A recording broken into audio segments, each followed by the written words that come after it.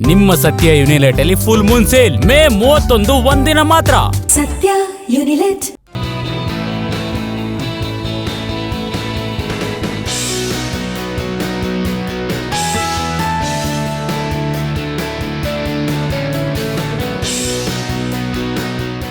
ನಮಸ್ಕಾರ. ಮೆಗಾ ಸುದ್ದಿ ವಿಶೇಷ ಕಾರ್ಯಕ್ರಮಕ್ಕೆ ಸ್ವಾಗತ. ನಾನು ಹಿಮಕುಮಾರ್. ಸಿದ್ದರಾಮಯ್ಯ ಸುದೀರ್ಘವಾಗಿ 50 ವರ್ಷಗಳ ರಾಜಕೀಯ ಜೀವನಕ್ಕೆ ಈಗ ಬ್ರೇಕ್ ಹಾಕಿದ್ದಾರೆ. ಅಂದರೆ ವಿದಾಯವನ್ನು ಹೇಳಿದ್ದಾರೆ, ವಿರಾಮ ಇಟ್ಟಿದ್ದಾರೆ.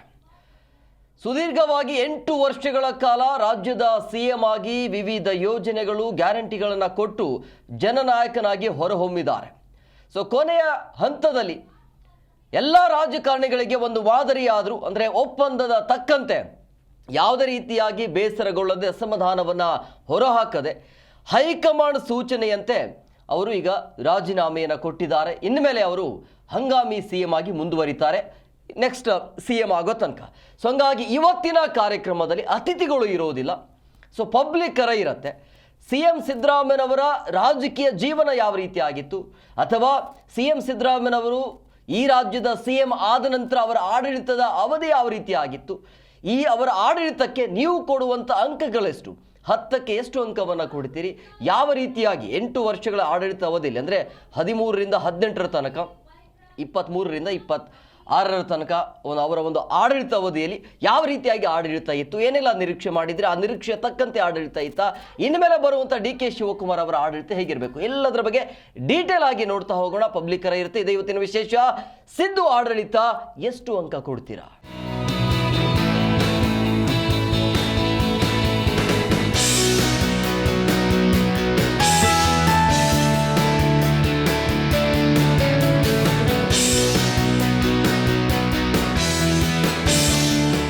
ನಿಮ್ಮ ಸತ್ಯ ಯುನಿಲೆಟ್ ಅಲ್ಲಿ ಫುಲ್ ಮೂನ್ ಸೇಲ್ ಮೇ 31 ಒಂದಿನ ಮಾತ್ರ.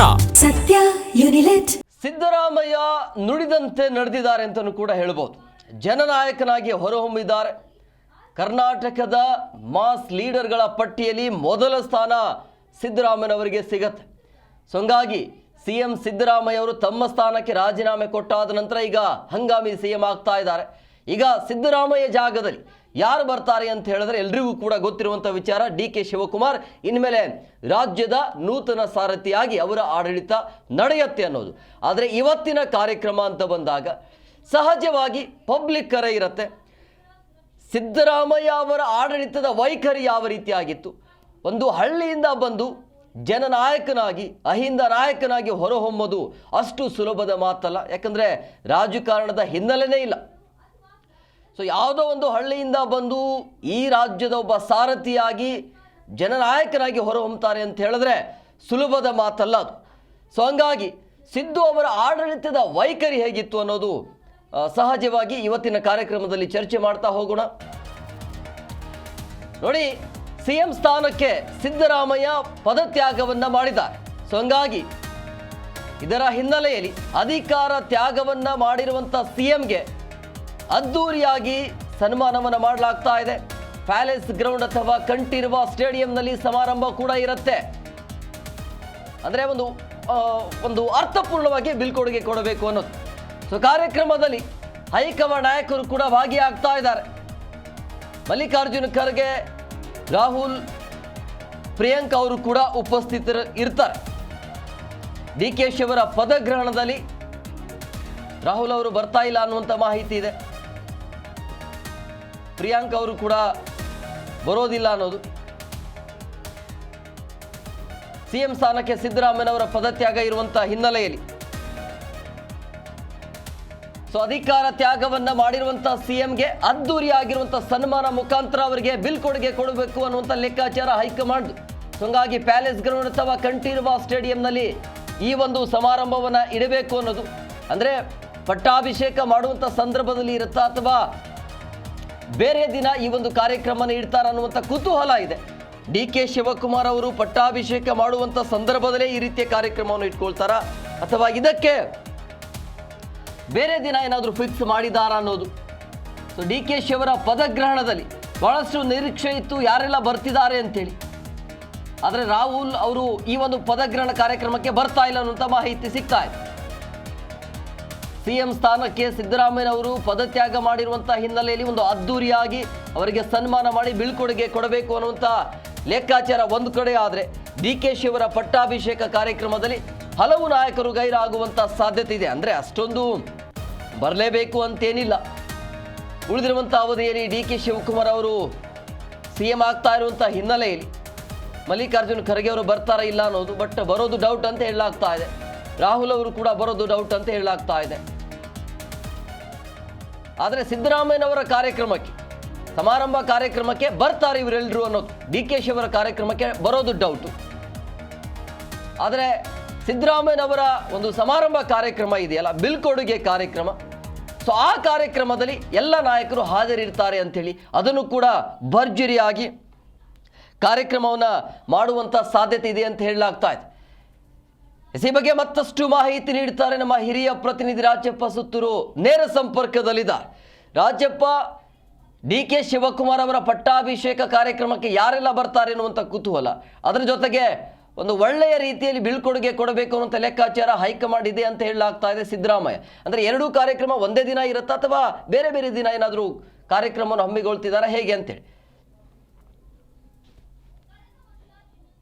ಅದ್ದೂರಿಯಾಗಿ ಮುಖ್ಯಮಂತ್ರಿಯಾಗಿ ಪದಗ್ರಹಣ ಕಾರ್ಯಕ್ರಮವನ್ನು ಆಯೋಜನೆ ಮಾಡಿಕೊಂಡು ಅಧಿಕಾರವನ್ನು ಸ್ವೀಕರಿಸಬೇಕು ಅಂತ ಡಿ ಕೆ ಶಿವಕುಮಾರ್ ಏನು ಅಂದುಕೊಂಡಿದ್ರು, ಅದಕ್ಕೆ ಪಕ್ಷದ ವರಿಷ್ಠರು ಬ್ರೇಕ್ ಹಾಕಿದ್ದಾರೆ. ಹೀಗಾಗಿ ಏನು ಅದ್ದೂರಿಯಾಗಿ ವಿಧಾನಸೌಧ ಗ್ರ್ಯಾಂಡ್ ಸ್ಟೆಪ್ ಮುಂದೆ ಇರ್ಬೋದು ಅಥವಾ ಕಂಠೀರವ ಸ್ಟೇಡಿಯಂ ಮುಂದ್ಗಡೆ ಕಾರ್ಯಕ್ರಮ ಮಾಡಬೇಕು. ಆ ಮೂಲಕ ಹಿಂದೆ ಏನು ಒಕ್ಕಲಿಗ ಸಮುದಾಯದ ಯಾರೆಲ್ಲ ಮುಖ್ಯಮಂತ್ರಿಗಳು ಪದಗ್ರಹಣ ಸ್ವೀಕಾರ ಮಾಡೋ ಮೂಲಕ ದಾಖಲೆ ನಿರ್ಮಾಣ ಮಾಡಿದ್ರು, ನಾನು ಸಹ ಆ ದಾಖಲೆಗೆ ಸೇರಬೇಕು ಅಂತ ಅನ್ನೋದು ಡಿ ಕೆ ಶಿವಕುಮಾರ್ ಅವರ ಇಚ್ಛೆ ಆಗಿತ್ತು. ಆದರೆ ಈ ಒಂದು ಇಚ್ಛೆಗೆ ಪಕ್ಷದ ವರಿಷ್ಠರು ಬ್ರೇಕ್ ಹಾಕಿದ್ದಾರೆ. ಯಾಕಂತಂದರೆ ಇದು ಉಪ ಚುನಾವಣೆಯನ್ನು ಗೆದ್ದು ಸರ್ಕಾರ ರಚನೆ ಮಾಡುವಂಥ ಸಂದರ್ಭದಲ್ಲಿ ಮಾಡುವಂಥ ಅದ್ದೂರಿ ಆಚರಣೆ ಇರ್ಬೋದು. ಆ ಒಂದು ಕಾರ್ಯಕ್ರಮಕ್ಕೆ ಬೇರೆ ಬೇರೆ ರಾಜ್ಯಗಳ ಮುಖ್ಯಮಂತ್ರಿಗಳಿರ್ಬೋದು ಅಥವಾ ಪಕ್ಷದ ವರಿಷ್ಠರಿರ್ಬೋದು ಅಥವಾ ಇತರ ನಾಯಕರನ್ನ ಕರೆಸಿ ಬೃಹತ್ತಾಗಿ ಸಮಾವೇಶವನ್ನು ಆಯೋಜನೆ ಮಾಡಿ ಒಂದು ಪದಗ್ರಹಣ ಸ್ವೀಕಾರ ಮಾಡುವಂಥದ್ದು ಅಥವಾ ಅಧಿಕಾರ ಸ್ವೀಕಾರ ಮಾಡುವಂಥದ್ದು ಸಂಪ್ರದಾಯ. ಅದಕ್ಕೆ ತದ್ವಿರುದ್ಧವಾಗಿ ಡಿ ಕೆ ಶಿವಕುಮಾರ್ ಅವರು ತಾವು ಸಹ 2-3 ವರ್ಷದ ನಂತರ ಏನು ಅಧಿಕಾರವನ್ನು ತೆಗೆದುಕೊಡ್ತಾರೆ, ಆ ಸಂದರ್ಭದಲ್ಲೂ ಸಹ ಸರಳವಾಗಿ ಮಾಡದೇನೆ ಅದ್ದೂರಿಯಾಗಿ ಮಾಡಬೇಕು ಅಂತ ಚಿಂತನೆ ಮಾಡಿದ್ರು. ಇದಕ್ಕೆ ಪಕ್ಷದ ವರಿಷ್ಠರು ಬ್ರೇಕ್ ಹಾಕಿದ್ದಾರೆ. ಯಾಕಂದರೆ ಇದು ಈ ಸರ್ಕಾರ ಮುಂದುವರೆದ ಸರ್ಕಾರ. ಹಾಗಾಗಿ 3 ವರ್ಷದ ಬಳಿಕ 4ನೇ ವರ್ಷಕ್ಕೆ ಅಥವಾ ಏನು 3 ವರ್ಷದ ಬಳಿಕ ಮುಕ್ತಾಯಾಗಿ 4ನೇ ವರ್ಷಕ್ಕೆ ಕಾಲಿಡ್ತಿರುವ ಸಂದರ್ಭದಲ್ಲಿ ಅಧಿಕಾರ ಸ್ವೀಕಾರ ಮಾಡುವಂಥದ್ದು ಅದ್ದೂರಿಯಾಗ ತೆಗೆದುಕೊಳ್ಳುವಂಥ ಅಗತ್ಯತೆ ಇಲ್ಲ ಅಂತ ಅನ್ನೋದನ್ನ ಸೂಚನೆ ಕೊಟ್ಟಿದ್ದಾರೆ. ಇನ್ನು ಎರಡನೇ ವಿಷಯ ಅಂತಂದರೆ, ಈ ಒಂದು ಕಾರ್ಯಕ್ರಮಕ್ಕೆ ಅಧಿಕಾರ ಪದಗ್ರಹಣ ಕಾರ್ಯಕ್ರಮಕ್ಕೆ ರಾಹುಲ್ ಗಾಂಧಿ ಆದಿಯಾಗಿ ಪ್ರಿಯಾಂಕಾ ಗಾಂಧಿ, ಮಲ್ಲಿಕಾರ್ಜುನ್ ಖರ್ಗೆ ಮತ್ತು AICC ಅಧ್ಯಕ್ಷ ಸೇರಿದಂತೆ ಬೇರೆ ಬೇರೆ ರಾಜ್ಯಗಳ ಕಾಂಗ್ರೆಸ್ ಅಧಿಕಾರದಲ್ಲಿರುವಂಥ ರಾಜ್ಯಗಳ ಮುಖ್ಯಮಂತ್ರಿಗಳನ್ನು ಆಹ್ವಾನ ಮಾಡಬೇಕು ಅಂತ ಒಂದು ಚಿಂತನೆ ಇದ್ದಂಥ ಡಿ ಕೆ ಶಿವಕುಮಾರ್ಗೆ ಪಕ್ಷದ ವರಿಷ್ಠರು ಶಾಕ್ ಕೊಟ್ಟಿದ್ದಾರೆ. ಹಾಗಾಗಿ ಪದಗ್ರಹಣ ಕಾರ್ಯಕ್ರಮಕ್ಕೆ ಕಾಂಗ್ರೆಸ್ ವರಿಷ್ಠರು ಯಾರೂ ಸಹ ಹಾಜರಾಗ್ತಾ ಇಲ್ಲ. ಕೇವಲ KPCC ಉಸ್ತುವಾರಿ ಹೊತ್ತಿರುವಂಥ ಅಥವಾ ರಾಜ್ಯ ಉಸ್ತುವಾರಿ ಅಂತ ಸುರ್ಜೇವಾಲಾ ಇರ್ಬೋದು ಮತ್ತು ರಾಷ್ಟ್ರೀಯ ಪ್ರಧಾನ ಕಾರ್ಯದರ್ಶಿ ಅಥವಾ ಏನು ಸಂಘಟನಾ ಕಾರ್ಯದರ್ಶಿ ಅಂತ ವೇಣುಗೋಪಾಲ್ ಸೇರಿದಂತೆ ಕೆಲವು ನಾಯಕರು ಈ ಒಂದು ಸಭೆಗೆ ಹಾಜರಾಗ್ತಾರೆ ಅಥವಾ ಕೆಲವು ಸಂಸದರು ಹಾಜರಾಗ್ತಾರೆ. ಈ ಒಂದು ಕಾರ್ಯಕ್ರಮಕ್ಕೋಸ್ಕರ ಡಿ ಕೆ ಶಿವಕುಮಾರ್ ಕಡೆ ಶಾಕ್ ಆಗಿದೆ. ಆ ಒಂದು ಹಿನ್ನೆಲೆಯಲ್ಲಿ ವಿಧಾನಸೌಧ ಗ್ರ್ಯಾಂಡ್ ಸ್ಟೆಪ್ಪನ್ನು ಬದಲಾಗಿ ರಾಜಭವನದಲ್ಲಿ ಸರಳವಾಗಿ ಮಾಡಬೇಕು ಅಂತ ತೀರ್ಮಾನ ಕೈಗೊಂಡಿದ್ದಾರೆ. ಇದಕ್ಕೆ ಬದಲಾಗಿ ಮತ್ತೊಂದು ಮಹತ್ವದ ಸುದ್ದಿಯನ್ನು ನಾನು ಇಲ್ಲಿ ತಿಳಿಸ್ತಾ ಇದ್ದೇನೆ. ಮುಖ್ಯಮಂತ್ರಿ ಸ್ಥಾನವನ್ನು ತ್ಯಾಗ ಮಾಡಿದಂತಹ ಸಿದ್ದರಾಮಯ್ಯನವ್ರಿಗೆ ಅದ್ದೂರಿಯಾಗಿ ಸನ್ಮಾನ ಮಾಡುವಂಥ ಕಾರ್ಯಕ್ರಮವನ್ನು ಡಿ ಕೆ ಶಿವಕುಮಾರ್ ಪದಗ್ರಹಣ ಆದಂಥ 2-3 ದಿನಗಳ ಅಥವಾ 1 ವಾರದ ಒಳಗಾಗಿ ವಿಧಾನಸೌಧ ಗ್ರ್ಯಾಂಡ್ ಸ್ಟೆಪ್ ಮುಂದೆ ಆಯೋಜನೆ ಮಾಡಬೇಕು ಅಂತ ತೀರ್ಮಾನವನ್ನು ಕಾಂಗ್ರೆಸ್ ವರಿಷ್ಠರು ಕೈಗೊಂಡಿದ್ದಾರೆ. ಅಂದರೆ 3 ವರ್ಷ ಅಧಿಕಾರ ಅನುಭವಿಸಿದಂಥ ಮುಖ್ಯಮಂತ್ರಿ ಸಿದ್ದರಾಮಯ್ಯನವರು ಯಾವುದೇ ಗೊಂದಲವಿಲ್ಲದೆ ಅಧಿಕಾರವನ್ನು ತ್ಯಾಗ ಮಾಡಿದ ಕಾರಣಕ್ಕೋಸ್ಕರ ಅವರಿಗೆ ಬೃಹತ್ತಾಗಿ ಅಭಿನಂದನೆ ಸಲ್ಲಿಸೋಕ್ಕೋಸ್ಕರ ವಿಧಾನಸೌಧ ಗ್ರ್ಯಾಂಡ್ ಸ್ಟೆಪ್ ಮುಂದೆ ಇಡೀ ರಾಜ್ಯಾದ್ಯಂತ ಜನರನ್ನು ಕರೆಸಿ ಸುಮಾರು 5-6 ಲಕ್ಷ ಜನರನ್ನು ಕರೆಸಿ ಅವರಿಗೆ ಅಭಿನಂದನೆ ಸಲ್ಲಿಸುವ ಮೂಲಕ ಸಿದ್ದರಾಮಯ್ಯನವರು ಏನು ಸ್ಮೂತ್ ಟ್ರಾನ್ಸಿಷನ್ ಆಫ್ ಪವರ್ ಏನು ಮಾಡಿಕೊಟ್ಟಿದ್ದಾರೆ. ಆ ಒಂದು ಕಾರಣಕ್ಕೋಸ್ಕರ ಮತ್ತು ಕಾಂಗ್ರೆಸ್ ಪಕ್ಷವನ್ನು 2 ಬಾರಿ 2013-18, 23-28ರ ಅವಧಿಗೆ ಪಕ್ಷವನ್ನು ಅಧಿಕಾರ ತಂದ ಕಾರಣಕ್ಕೋಸ್ಕರ ಸಿದ್ದರಾಮಯ್ಯನವರಿಗೆ ಅಭಿನಂದನೆ ಸಲ್ಲಿಸುವ ಮತ್ತು ಕಾಂಗ್ರೆಸ್ ಪಕ್ಷದಲ್ಲಿ ಅಧಿಕಾರ ಇದ್ದುಕೊಂಡು 8 ವರ್ಷಗಳ ಕಾಲ ದಾಖಲೆಯನ್ನು ನಿರ್ಮಾಣ ಮಾಡಿದಂಥ ಸಿದ್ದರಾಮಯ್ಯನವರಿಗೆ ಅಹಿಂದ ವರ್ಗಗಳ ಮತ ಬ್ಯಾಂಕ್ ಆಗಿರುವಂಥ ಅಲ್ಪಸಂಖ್ಯಾತ ಹಿಂದುಳಿದ ವರ್ಗಗಳ ಸಮುದಾಯಗಳ ಆಗಿರುವಂಥ ಸಿದ್ದರಾಮಯ್ಯನವರಿಗೆ ಅಭಿನಂದನೆ ಸಲ್ಲಿಸುವ ಮೂಲಕ ಕಾಂಗ್ರೆಸ್ ಪಕ್ಷ ದಲಿತರು, ಹಿಂದುಳಿದವರು, ಅಲ್ಪಸಂಖ್ಯಾತರು, ಮತೀಯ ಸಮುದಾಯಗಳ ನಾಯಕರು ಅಂತ ಒಂದು ಗೌರವವನ್ನು ಸೂಚಿಸುವ ಮೂಲಕ ಇಡೀ ದೇಶಕ್ಕೆ ಸಂದೇಶ ಕೊಡುವ ನಿಟ್ಟಿನಲ್ಲಿ ಸಿದ್ದರಾಮಯ್ಯನವರಿಗೆ ಅದ್ದೂರಿ ಕಾರ್ಯಕ್ರಮ ಆಯೋಜನೆ ಮಾಡಬೇಕು ಅಂತ ತೀರ್ಮಾನ ಮಾಡಿದ್ದಾರೆ. ಒಂದು ಕಡೆ ಡಿ ಕೆ ಶಿವಕುಮಾರ್ ಅದ್ದೂರಿ ಕಾರ್ಯಕ್ರಮಕ್ಕೆ ಬ್ರೇಕ್ ಹಾಕಿದರೆ, ಮತ್ತೊಂದು ಕಡೆ ಸಿದ್ದರಾಮಯ್ಯನವರಿಗೆ ಅದ್ದೂರಿ ಕಾರ್ಯಕ್ರಮ ಮೂಲಕ ಸನ್ಮಾನ ಮಾಡಬೇಕು ಅಂತ ತೀರ್ಮಾನ ಮಾಡಿದ್ದಾರೆ. ಈ ಒಂದು ಕಾರ್ಯಕ್ರಮಕ್ಕೆ ರಾಹುಲ್ ಗಾಂಧಿ ಆದಿಯಾಗಿ AICC ಮಟ್ಟದ ಎಲ್ಲ ನಾಯಕರು ಇನ್ಕ್ಲೂಡಿಂಗ್ ಸೋನಿಯಾ ಗಾಂಧಿ ಅವರು ಸಹ ಭಾಗಿಯಾಗುವಂಥ ಸಾಧ್ಯತೆ ಇದೆ ಅಂತ ಅನ್ನೋದು ಮಾಹಿತಿ, ಎಕ್ಸ್ಕ್ಲೂಸಿವ್ ಮಾಹಿತಿ ಜಿ ನ್ಯೂಸ್ಗೆ ಲಭ್ಯವಾಗ್ತಾ ಇದೆ. ಹಾಗಾಗಿ ಈ ಒಂದು ಕಾರ್ಯಕ್ರಮ ಡಿ ಕೆ ಶಿವಕುಮಾರ್ ಪ್ರಮಾಣವಚನ ಸ್ವೀಕಾರ ಮಾಡಿದ ಒಂದು ವಾರದ ಒಳಗಾಗಿ ವಿಧಾನಸೌಧದ ಮುಂಭಾಗದಲ್ಲಿ ಅದ್ದೂರಿಯಾಗಿ ಆಚರಣೆ ಮಾಡಲಿಕ್ಕೋಸ್ಕರ ತೀರ್ಮಾನವನ್ನು ಕೈಗೊಂಡಿದ್ದಾರೆ. ಹಾಗಾಗಿ ಮೊದಲ ಬಾರಿ ಸಚಿವ ಸಂಪುಟ ರಚನೆ ಆಗುತ್ತೆ. ಆ ಎರಡನೇ ಸಚಿವ ಸಂಪುಟ ರಚನೆ ಆಗೋದ್ರ ಒಳಗಾಗಿ ಈ ಒಂದು ಕಾರ್ಯಕ್ರಮ ಆಯೋಜನೆ ಮಾಡಲಿಕ್ಕೆ ತೀರ್ಮಾನ ಕೈಗೊಂಡಿದ್ದಾರೆ. ಆ ಮೂಲಕ ಸಿದ್ದರಾಮಯ್ಯನವರಿಗೆ ಸನ್ಮಾನ ಮಾಡೋದಂಥದ್ದು ಮತ್ತು ಮುಂದಿನ ಸರ್ಕಾರ DCM ಡಿ ಕೆ ಶಿವಕುಮಾರ್ ಅವರ ಸರ್ಕಾರ ಏನು ಬರುತ್ತೆ ಆ ಸರ್ಕಾರಕ್ಕೆ ಸಿದ್ದರಾಮಯ್ಯನವರ ಸಪೋರ್ಟ್ ಇರಬೇಕು. ಮುಂಬರುವಂಥ ಚುನಾವಣೆಗೆ ಸಿದ್ದರಾಮಯ್ಯನವರ ಬೆಂಬಲ ಇರಬೇಕು. ಮುಂಬರುವ ಚುನಾವಣೆಗಳಲ್ಲಿ ಸಿದ್ದರಾಮಯ್ಯನವರ ಸಹಕಾರ ಬೇಕು. ಆ ಮೂಲಕ ಕಾಂಗ್ರೆಸ್ ಪಕ್ಷಕ್ಕೆ ಅವರ ಶಕ್ತಿ, ಅವರ ಸಾಮರ್ಥ್ಯ, ಅವರ ಒಂದು ಅಭಿಮಾನ ಅಥವಾ ವಿಶ್ವಾಸ ಇರಲಿ ಅಂತ ಅನ್ನೋ ಕಾರಣಕ್ಕೋಸ್ಕರ ಈ ಒಂದು ಅಭಿನಂದನೆ ಕಾರ್ಯಕ್ರಮ ಆಯೋಜನೆ ಮಾಡ್ತಾ ಇದ್ದಾರೆ. ಹಾಗಾಗಿ ಈ ಕಾರ್ಯಕ್ರಮವನ್ನು ಕಾಂಗ್ರೆಸ್ ಪಕ್ಷದ ಒಂದು ರೀತಿ ನ್ಯಾಷನಲ್ ದೊಡ್ಡ ಮಟ್ಟದಲ್ಲಿ ಕಾರ್ಯಕ್ರಮ ಆಯೋಜನೆ ಮಾಡೋ ಮೂಲಕ ಪಕ್ಷ ಮತ್ತು ಸರ್ಕಾರಕ್ಕೆ ಗೌರವ ಸಲ್ಲಿಸುವಂಥ ಕೆಲಸವನ್ನು ಮಾಡ್ತಿದ್ದಾರೆ Hemakumar. Yes, okay, thank you Rajappa ನಿಮ್ಮೆಲ್ಲ ಡೀಟೇಲ್ಸ್ಗಾಗಿ. ಧನ್ಯವಾದಗಳು. ನೋಡಿ, CM ಸ್ಥಾನಕ್ಕೆ ಸಿದ್ದರಾಮಯ್ಯನವರು ಪದತ್ಯಾಗ ಮಾಡಿರುವಂಥ ಹಿನ್ನೆಲೆಯಲ್ಲಿ ಗೌರವಾರ್ಥವಾಗಿ ಒಂದು ಅದ್ಧೂರಿಯಾಗಿ ಸನ್ಮಾನ ಕಾರ್ಯಕ್ರಮವನ್ನು ಇಟ್ಕೊಳ್ಬೇಕು ಅನ್ನೋಂಥ ಲೆಕ್ಕಾಚಾರಕ್ಕೆ ಬಂದಿರುವಂಥ ಹಿನ್ನೆಲೆಯಲ್ಲಿ ಡಿ ಕೆ ಶಿವಕುಮಾರ್ ಅವರ ಪದಗ್ರಹಣ ಕಾರ್ಯಕ್ರಮ ಅದ್ಧೂರಿಯಾಗಿ ನಡೆಯುತ್ತೆ ಅಂತ ಹೇಳಲಾಗ್ತಾ ಇತ್ತು. ಅದಕ್ಕೆ ಬ್ರೇಕ್ ಹಾಕಿ ಸಿದ್ದರಾಮಯ್ಯ ಅವರ ಕಾರ್ಯಕ್ರಮವನ್ನು ಅದ್ಧೂರಿಯಾಗಿ ಮಾಡಬೇಕು, ಒಂದು ದೊಡ್ಡ ಮಟ್ಟದಲ್ಲಿ ಕಾರ್ಯಕ್ರಮವನ್ನು ಇಟ್ಟು ಸನ್ಮಾನವನ್ನು ಮಾಡಬೇಕು ಅನ್ನೋಂಥ ಲೆಕ್ಕಾಚಾರದಲ್ಲಿ ಹೈಕಮಾಂಡ್ ಇದಕ್ಕೆ ಬ್ರೇಕ್ ಹಾಕಿದೆ ಅನ್ನೋದು. ಸೊ ವಿಧಾನಸೌಧ ಗ್ರ್ಯಾಂಡ್ ಸ್ಟೆಪ್ ಏನಿತ್ತಲ್ಲ ಅಲ್ಲಿ ಪಟ್ಟಾಭಿಷೇಕ ಮಾಡಬೇಕು ಅನ್ನೋಂಥ ಲೆಕ್ಕಾಚಾರ ಇತ್ತು, ಅದಕ್ಕೆ ಬ್ರೇಕ್ ಹಾಕಲಾಗಿದೆ. ಅದರ ಜೊತೆಗೆ ಈ ಡಿ ಕೆ ಶಿವಕುಮಾರ್ ಅವರ ಪದಗ್ರಹಣ ಕಾರ್ಯಕ್ರಮದಲ್ಲಿ ಹೈಕಮಾಂಡ್ ನಾಯಕರು ಕೂಡ ಬರೋದಿಲ್ಲ ಅನ್ನುವಂಥ ಮಾಹಿತಿ ಸಿಗ್ತಾ ಇದೆ. ಅವರು ಕೂಡ ಗೈರಾಗ್ತಾ ಇದ್ದಾರೆ. ಸೊ ಇಲ್ಲಿರುವಂಥ ಸಚಿವರು ಅಥವಾ ಕಾರ್ಯದರ್ಶಿಗಳು ಬಂದು ಆ ಒಂದು ಕಾರ್ಯಕ್ರಮಕ್ಕೆ ಜಾಯ್ನ್ ಆಗಬಹುದು. ಮಲ್ಲಿಕಾರ್ಜುನ್ ಖರ್ಗೆ ಅವರು ಕೂಡ ಇರೋದಿಲ್ಲ, ರಾಹುಲ್ ಗಾಂಧಿ ಅವರು ಕೂಡ ಇರೋದಿಲ್ಲ ಅನ್ನೋದು ಕಾರಣ ಏನು ಅಂತ ಹೇಳಿದ್ರೆ, ಹೊಸ ಸರ್ಕಾರ ಏನಲ್ಲ, ಉಳಿದಿರುವಂಥ 2 ವರ್ಷಗಳ ಕಾಲ ಅಷ್ಟೇ. ಆ ಸರ್ಕಾರಕ್ಕೆ ಈ ರೀತಿಯಾಗಿ ಗ್ರ್ಯಾಂಡ್ ಆಗಿ ಪದಗ್ರಹಣ ಆಗಿರ್ಬೋದು ಅಥವಾ ಮತ್ತೊಂದು ಬೇರೆ ರೀತಿಯ ಸಂದೇಶ ಕೊಡೋದು ಬೇಡ ಅನ್ನುವಂಥ ನಿರ್ಣಯಕ್ಕೆ ಬಂದು ಆಮೇಲೆ ಯಾವುದೇ ನಿರೀಕ್ಷೆ ಇಲ್ಲದೆ CM ಸಿದ್ದರಾಮಯ್ಯನವರು ತಮ್ಮ ಸ್ಥಾನವನ್ನು ತ್ಯಾಗ ಮಾಡಿರುವಂಥ ಹಿನ್ನೆಲೆಯಲ್ಲಿ ಒಂದು ಗೌರವಾರ್ಥವಾಗಿ ಸೊ ಅವರಿಗೆ ಅದ್ಧೂರಿಯಾಗಿ ಒಂದು ಸನ್ಮಾನ ಕಾರ್ಯಕ್ರಮವನ್ನು ಮಾಡಬೇಕು ಅನ್ನುವಂಥ ನಿಟ್ಟಿನಲ್ಲಿ ಹೈಕಮಾಂಡ್ ಬಂದಿದೆ. ಸೊ ಹಂಗಾಗಿ ಅದೇ ರೀತಿಯಾಗಿ ದೊಡ್ಡ ಕಾರ್ಯಕ್ರಮ ಅಂತೂ ಆಗೇ ಆಗುತ್ತೆ. ಸಹಜವಾಗಿ ಸಿದ್ದರಾಮಯ್ಯನವರ ಕಾರ್ಯಕ್ರಮ ಅಂತ ಬಂದಾಗ ಪ್ಯಾಲೇಸ್ ಗ್ರೌಂಡ್ ಅಥವಾ ಕಂಠೀರವ ಸ್ಟೇಡಿಯಂನಲ್ಲಿ ಈ ಒಂದು ಸಮಾರಂಭ ಕಾರ್ಯಕ್ರಮವನ್ನು ಮಾಡಬೇಕು ಅನ್ನುವಂಥ ನಿಟ್ಟಿನಲ್ಲಿ. ಸೊ ಹಂಗಾಗಿ ಹೈಕಮಾಂಡ್ ನಾಯಕರು ಈ ಕಾರ್ಯಕ್ರಮದಲ್ಲಿ ಎಲ್ಲರೂ ಕೂಡ ಬರ್ತಾ ಇದ್ದಾರೆ. ಬಟ್ ಡಿ ಕೆ ಶಿವರ ಪಟ್ಟಾಭಿಷೇಕ ಕಾರ್ಯಕ್ರಮ ಇರುತ್ತಲ್ಲ ಆ ಕಾರ್ಯಕ್ರಮದಲ್ಲಿ ಬರ್ತಾ ಇಲ್ಲ ಅನ್ನೋದು. ಸೊ ಹಂಗಾಗಿ ಪ್ಯಾಲೇಸ್ ಗ್ರೌಂಡ್ ನೋಡಿ, ಪ್ಯಾಲೇಸ್ ಗ್ರೌಂಡ್ ಅಥವಾ ಕಂಠೀರವ ಸ್ಟೇಡಿಯಂನಲ್ಲಿ ಡಿ ಕೆ ಶಿವಕುಮಾರ್ ಅವರ ಪದಗ್ರಹಣ ಕಾರ್ಯಕ್ರಮ ಇರುತ್ತೆ ಅಂತ ಹೇಳಲಾಗ್ತಾ ಇತ್ತು. ಬಟ್ ಅದಕ್ಕೆ ಬ್ರೇಕ್ ಹಾಕಿದ್ದಾರೆ. ಒಟ್ಟಿನಲ್ಲಿ ಯಾವುದೇ ನಿರೀಕ್ಷೆ ಇಲ್ಲದೆ, ಅಸಮಾಧಾನ ಇಲ್ಲದೆ, ಬಂಡಾಯ ಹೇಳದೆ ಹೈಕಮಾಂಡ್ ಹೇಳ್ದಂಗೆ ಸಿದ್ದರಾಮಯ್ಯನವರು ಕೇಳಿರುವಂಥ ಹಿನ್ನೆಲೆಯಲ್ಲಿ ಸೊ ಆ ಒಂದು ವಿಚಾರವಾಗಿ ಸೊ ನುಡಿದಂತೆ ನಡೆದಿರುವಂಥ ಹಿನ್ನೆಲೆಯಲ್ಲಿ ಒಂದು ಭರ್ಜರಿ ಆಗಿರುವಂಥ ಸಮಾರಂಭ ಮಾಡಬೇಕು ಅನ್ನೋದು, ರಾಜ್ಯದ ಜನರನ್ನು ಸೇರಿಸಿ ದೊಡ್ಡ ಮಟ್ಟದಲ್ಲಿ ಬೀಳ್ಕೊಡುಗೆ ಕಾರ್ಯಕ್ರಮವನ್ನು ಮಾಡಬೇಕು ಅಂತ ಲೆಕ್ಕಾಚಾರ ಇದೆ. ಅದು ಯಾವಾಗ ಅಂತ ಹೇಳಿದ್ರೆ, ಸಿದ್ದರಾಮಯ್ಯನವರಿಗೆ ಬೀಳ್ಕೊಡುಗೆ ಕಾರ್ಯಕ್ರಮ ಆದ ಮೇಲೆ ಮಾಡಬೇಕಾ ಅಥವಾ ಪದಗ್ರಹಣ ಆದ ನಂತರ ಮಾಡಬೇಕಾ ಅನ್ನುವಂಥದ್ದು ಹೈಕಮಾಂಡ್ ನಿರ್ಧಾರ ಮಾಡುತ್ತೆ. ಸೊ ಮೇಲ್ನೋಟಕ್ಕೆ ಪದಗ್ರಹಣ ಆದ ಬಳಿಕ ಈ ಒಂದು ಸನ್ಮಾನ ಕಾರ್ಯಕ್ರಮ ಇರುತ್ತೆ ಅಂತ ಹೇಳಲಾಗ್ತಾ ಇದೆ. ಸೊ 2 ಕಾರ್ಯಕ್ರಮವನ್ನು ಒಮ್ಮೆಲೆ ಮಾಡಲಿಕ್ಕೆ ಬೇಡ ಅನ್ನುವಂಥ ನಿರ್ಧಾರಕ್ಕೆ ಬಂದಿದ್ದಾರೆ. ಹಂಗಾಗಿ ಮೊದಲು ಪದಗ್ರಹಣ ಕಾರ್ಯಕ್ರಮ ಇರುತ್ತೆ, ಅದಕ್ಕೆ ಒಂದು ಸಮಯ ನೋಡಿ ಈ ರೀತಿಯಾಗಿ ಸಮಾರಂಭವನ್ನು ಇಟ್ಕೊಳ್ಬೇಕು ಅನ್ನುವಂಥ ಲೆಕ್ಕಾಚಾರದಲ್ಲಿ ಇರುವಂಥದ್ದು. ಸೊ ಹಂಗಾಗಿ ದಾಖಲೆಗಳ ವೀರ, ಜನನಾಯಕ ಅಂತ ಕರಿತೀವಿ, ಮಾಸ್ ಲೀಡರ್ ಪಟ್ಟಿಯಲ್ಲಿ ಮೊದಲ ಸ್ಥಾನ ಸಿದ್ದರಾಮಯ್ಯನವರಿಗೆ ಸಲ್ಲಬೇಕಾಗತ್ತೆ. 8 ವರ್ಷಗಳ ಕಾಲ ಯಾವುದೇ ರೀತಿಯಾಗಿ ಸಮಸ್ಯೆ ಇಲ್ಲದೆ ಸುದೀರ್ಘವಾಗಿ ಆಡಳಿತವನ್ನು ಕೊಟ್ಟಿರುವಂಥ ಏಕೈಕ ನಾಯಕ, ದಾಖಲೆಯ ಬಜೆಟನ್ನು ಮಂಡಿಸಿದರು. ಇದೆಲ್ಲವನ್ನು ನೋಡ್ತಾ ಇದ್ದರೆ ಸಹಜವಾಗಿ ಇತರೆ ರಾಜಕಾರಣಿಗಳಿಗೆ ಒಬ್ಬ ಮಾದರಿ ನಾಯಕನಾಗಿ ಹೊರಹೊಮ್ಮುತ್ತಿದ್ದಾರೆ ಸಿದ್ದರಾಮಯ್ಯನವರು. ಆರಂಭದಲ್ಲಿ ನಾವೆಲ್ಲರೂ ಕೂಡ ಅಂದ್ಕೊಂಡಿದ್ವಿ ಇಷ್ಟು ಸುಲಭವಾಗಿ ಸಿದ್ದರಾಮಯ್ಯನವರು ತಮ್ಮ ಸ್ಥಾನವನ್ನು ಬಿಟ್ಕೊಡೋದಿಲ್ಲ ಅಂಥೇಳಿ. ಸೊ ಹಂಗಾಗಿ ಯಾವುದೇ ರೀತಿಯಾಗಿ ಅಸಮಾಧಾನ ಇಲ್ಲದೆ, ಸೊ ಯಾವುದೇ ರೀತಿಯಾಗಿ ಒಂದು ಬೇಡಿಕೆ ಇಲ್ಲದೆ ಹೈಕಮಾಂಡ್ ಹೇಳ್ದಂಗೆ ಅವರು ತಮ್ಮ ನಿಲುವನ್ನು ಓಕೆ ಅಂತ ಹೇಳಿದ್ದಾರೆ. ಹೈಕಮಾಂಡ್ ಮುಂಚೆಯಿಂದಲೂ ಕೂಡ ಹೇಳ್ತಾ ಇದ್ರು, ಅಂದರೆ 2023ಕ್ಕೆ ಅಧಿಕಾರ ಬಂದಾಗಿನಿಂದನೂ ಅದೇ ಮಾತನ್ನು ಹೇಳ್ತಾ ಇದ್ರು. ಹೈಕಮಾಂಡ್ ಏನು ಹೇಳುತ್ತೆ ಅದಕ್ಕೆ ನಾನು ಬದ್ಧನಾಗಿರ್ತೇನೆ ಅಂತ ಅದೇ ರೀತಿಯಾಗಿ ನಡ್ಕೊಂಡಿದ್ದಾರೆ.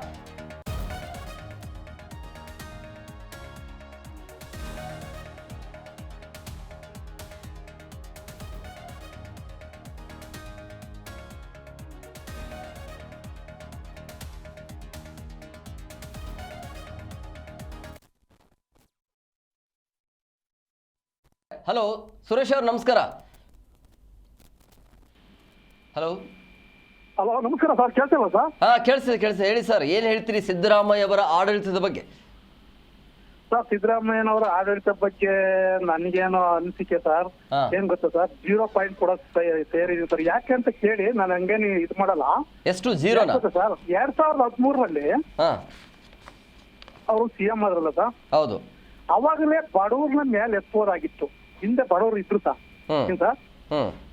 ಅವಾಗಲೇ ಗ್ಯಾರಂಟಿ ಎಲ್ಲ ಮಾಡ್ಬೋದಾಯ್ತು. ಇವ್ರು ಓಟಿಗೋಸ್ಕರ 2023ರಲ್ಲಿ ಬಂದ್ಬಿಟ್ಟು ಓಟ್ ಕೊಡ್ತೀನಿ ಅಂತ ಓಟ್ ತಗೋಬೇಕು ಅಂತ ಹೇಳಿ ಗ್ಯಾರಂಟಿಗಳು ಘೋಷಣೆ ಮಾಡ್ಬಿಟ್ಟು ಇವತ್ತು ಏನಾಗ್ತಿದೆ ಸರ್ ಕರ್ನಾಟಕ? ಎಷ್ಟು ಸಾಲ ಆಗಿದೆ ಸರ್? ಸಿದ್ದರಾಮಯ್ಯ ಅವರು ಆಡಳಿತ ಚೆನ್ನಾಗಿದೆ ಅಂತ ಹೇಳ್ತಾರಲ್ಲ, ಹೆಂಗೆ ಚೆನ್ನಾಗಿದೆ ಸರ್?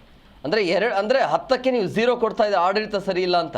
ಅಂದ್ರೆ 2013ದ ಅವಧಿಯಲ್ಲಿ ಹೇಳ್ತಾ ಇರೋದು ಅಥವಾ ಈ 3 ವರ್ಷದ ಅವಧಿಯಲ್ಲಿನ? ಈ 3 ವರ್ಷದ ಅವಧಿಯಲ್ಲಿ ಹೇಳ್ತಾ ಇದೀವಿ ಸರ್. 13 ಅವಧಿಯಲ್ಲಿ ಚೆನ್ನಾಗಿತ್ತು ಸರ್. 13ರಿಂದ 18 ಚೆನ್ನಾಗಿದೆ, ಬಟ್ ಈ 2023ರಿಂದ 26 ಹೌದು ಚೆನ್ನಾಗಿಲ್ಲ ಸರ್. ಅಂದ್ರೆ ಏನ್ ಬದಲಾವಣೆ ಆಗ್ಬೇಕಾಗಿತ್ತು ಸರ್? ಇದು ಏನ್ ಗೊತ್ತಾ ಸರ್, ಇವು ಓಟ್ಗೋಸ್ಕರ ಗ್ಯಾರಂಟಿ ಎಲ್ಲ ಕೊಡಬಾರ್ದು ಸರ್. 100% ಕೊಡಬಾರ್ದು. ಯಾರಿಗೆ ಕೊಡ್ಬೇಕು? ಒಂದು ಗ್ರಾಮ ಪಂಚಾಯತಿಗೆ ಹೋಗಿ ಯಾರು ಬಡವರು ಇದಾರೆ ಅಂತವ್ರಿಗೆ ಬಡವರಿಗೆ ಕೊಟ್ಟಿದ್ರೆ ಒಳ್ಳೇದಾಯ್ತು ಸರ್. ಯಾಕೆ ಹೇಳ್ತಾ ಇದೀನಿ ಅಂದ್ರೆ, ನಮ್ಮ ಮನೆ ಪಕ್ಕದಲ್ಲಿ ಸರ್ ಅವ್ರಿಗೆ ಹೆಚ್ಚೀಕರಣವು ಒಂದು 50 ಲಕ್ಷ ಆದಾಯ ಬರ್ತಾ ಇದೆ ಸರ್. ಅವ್ರಿಗೂ ಕರೆಂಟ್ ಬಿಲ್ ಫ್ರೀ. ಅಂದ್ರೆ ಗ್ಯಾರಂಟಿಗಳನ್ನ ಸರ್ವೆ ಮಾಡಿ ಕೊಡ್ಬೇಕಾಗಿತ್ತು ಅಂತ. ಹೌದು, ಮಾಡಿ ಕೊಡ್ಬೇಕಾಗಿತ್ತು. ಇವ್ರು ಯಾಕೆ ಅವಾಗಲೇ 13 ಕೊಡ್ಬೋದಾಗಿತ್ತಲ್ಲ ಸರ್? ಈಗ ಯಾಕೆ ಕೊಟ್ಟರು ಸರ್ 2023ರಲ್ಲಿ? ಅವಾಗ ಇದು ಯೋಜನೆಗಳನ್ನು ಕೊಟ್ಟಿದ್ರಲ್ಲ, ಬೇರೆ ಬೇರೆ ಯೋಜನೆಗಳನ್ನ ಕೊಟ್ಟಿದ್ರಲ್ಲ. ಬೇರೆ ಏನ್ ಕೊಟ್ಟರು ಸರ್? ಐಕ್ಯ ಅನೌನ್ಸ್ ಮಾಡಿದ್ರು ಸರ್. ಇನ್ನೇನ್ ಮಾಡಿದ್ರು ಸರ್ ಹೇಳಿ ನೋಡು? ಕರೆಂಟ್ ಬಿಲ್ ಇರ್ಲಿಲ್ಲ, ಆ ಶಕ್ತಿ ಯೋಜನೆ ಇರ್ಲಿಲ್ಲ, ಆಮೇಲೆ ಇದು ಇರ್ಲಿಲ್ಲ, ಯುವಕರಿಗೆ ಇದಿರಲಿಲ್ಲ. ಸುರೇಶ್ ಅವರ ನೀವ್ ಹೇಳ್ತಾ ಇದ್ರಿ ಈಗ, ಅಲ್ಲಲ್ಲ ಒಂದ್ ನಿಮಿಷ, ಈಗ ಗ್ಯಾರಂಟಿಯಿಂದಾಗಿ 0 ಅಂಕ ಕೊಡ್ತಾ ಇದೀನಿ ಅಂತ. 13ಕ್ಕೆ ಯಾಕೆ ಕೊಟ್ಟಿಲ್ಲ? 13ಕ್ಕೆ ಕೊಟ್ಟಿದ್ರೆ ಮತ್ತೆ ಏನಾಗ್ತಿತ್ತು ಆ ಪರಿಸ್ಥಿತಿ ಅಂತ. ಈಗ ಕೊಟ್ಟಿರೋ 3 ವರ್ಷದಲ್ಲೇ ಸರಿ ಇಲ್ಲ ಅಂತ ಹೇಳ್ತಾ ಇದ್ರಿ. 13ಕ್ಕೆ ಕೊಟ್ಟಿದ್ದೆ ಆದಲ್ಲಿ ಏನಾಗ್ತಾ ಇತ್ತು ಅಂತ. ಅವಾಗ ಏನ್ ಕೊಡ್ತಿರ್ಲಿಲ್ಲ ಸರ್ ಇವರು. ಯಾಕೆ ಕೊಡ್ತೀವಿ? ಗೆಲ್ತೀವಿ ಅನ್ನೋದೊಂದು ಭರವಸೆ ಇತ್ತು ಸರ್. ಇದು ಗೆದಿಯಲ್ಲ ಅನ್ನೋದೊಂದು ಭರವಸೆಗೋಸ್ಕರ 2023ರಲ್ಲಿ ಈ ತರ ಪ್ಲಾನ್ ಮಾಡಿದ್ದು ಸರ್. ಅವಾಗ ಗೆದಿತೀವಿ ನಾವು, ಗೆಲ್ತೀವಿ ಅಯಿಂದ ಅಂತ ಹೇಳ್ಕೊಂಡು ನಾವು ಅಯ್ಯಿಂದವ್ರು ಅಂತ ಹೇಳ್ಕೊಂಡು ಗ್ಯಾರಂಟಿ ನಾವು ಗೆದಿತೀವಿ ಅನ್ನೋದು ಅವಾಗ ಗೊತ್ತಿತ್ತು ಸರ್. ಇವಾಗ 2023ರಲ್ಲಿ ನಮ್ದು ಬರಲ್ಲ, ಈ ತರ ಮಾಡಿರೇನೆ ಬರೋದು ನಮ್ದು ಅನ್ನೋದು ಪ್ಲಾನ್ ಮಾಡಿದ್ದು ಸರ್. ಈಗ ಸಿದ್ದರಾಮಯ್ಯ ಆಡಳಿತದಲ್ಲಿ ನಿಮ್ಗೆ ತೃಪ್ತಿ ತಂದಿಲ್ಲ.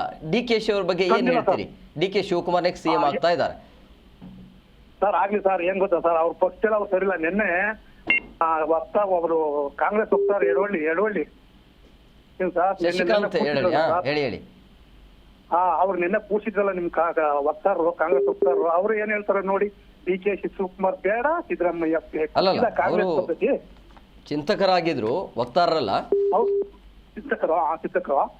ಅವರು ಹೇಳ್ತಾವ್ರೆ ಡಿ.ಕೆ. ಶಿವಕುಮಾರ್ ಬೇಡ, MLA ಮೇಲೆ ಹೋಗ್ಬೇಕು, ಇದು ಬೇಡ ಅಂತ ಹೇಳ್ತಾರಲ್ಲ. ಇದು ಏನು ಸರ್ ಇದು? ಚಿಂತಕರು ಇವೆಲ್ಲ ಮಾತಾಡೋ ರೀತಿನ? ಅಂದ್ರೆ ನಿಮ್ಮ ಪ್ರಕಾರ ಶಾಸಕರ ಅಭಿಪ್ರಾಯ ಬೇಡ, ಜನರ ಅಭಿಪ್ರಾಯ ಬೇಡ, ಹೈಕಮಾಂಡ್ ಅಂತಿಮ ನಿರ್ಧಾರ ಆಗ್ಲಿ ಅಂತನಾ? ಹೌದು ಕೊಟ್ಟಿದ್ದಾರೆ, ಕೊಡ್ಬೇಕು ಸರ್. ಯಾಕೆ ಕೊಡ್ಬೇಕು ಅಂದ್ರೆ ಡಿ.ಕೆ. ಶಿವಕುಮಾರ್ ಸರ್ 45 ವರ್ಷ ಕಾಂಗ್ರೆಸ್ ಪಕ್ಷದಲ್ಲಿ ದುಡಿದವ್ರ ಸರ್. 45 ವರ್ಷ ಅಲ್ಲ, ಆಕ್ಚುಲಿ ಅದು 2023ರಿಂದಾನೇ ಡಿ.ಕೆ. ಶಿ ಆಗ್ಬೇಕಾಗಿತ್ತು. ಸಿದ್ದರಾಮಯ್ಯ ಅವರು ಹಠ ಹಿಡಿದಿರೋದ್ರಿಂದಾಗಿ ಸಿದ್ದರಾಮಯ್ಯಗೆ ಅವಕಾಶ ಸಿಕ್ತು ಅಲ್ಲಿ. ಹೌದು ಸರ್, ಕರೆಕ್ಟ್ ಅಲ್ವಾ? ಏನ್ ಗೊತ್ತಾ ಸರ್ ನೋಡಿ, JDS ಅಲ್ಲಿ ಬೀಜ, ಕಾಂಗ್ರೆಸ್ ಅಲ್ಲಿ ಮರ. ಸಿದ್ದರಾಮಯ್ಯ ಅವರು ಇದು ಕೆಲಸ ಏನ್ ಹೇಳಿ, JDS ಅಲ್ಲಿ ಬೀಜ ಕಾಂಗ್ರೆಸ್ ಅಲ್ಲಿ ಮರವಾಗಿ ಬೆಳೆದು ನೋಡಿ ಹೆಂಗಿದೆ. ಹಂಗಾಗಿ ನಮ್ಗೆ 2013ರಲ್ಲಿ ಪರವಾಗಿರ್ಲಿಲ್ಲ ಸರ್, ನಮ್ಗೆ ಓಕೆ ಇತ್ತು.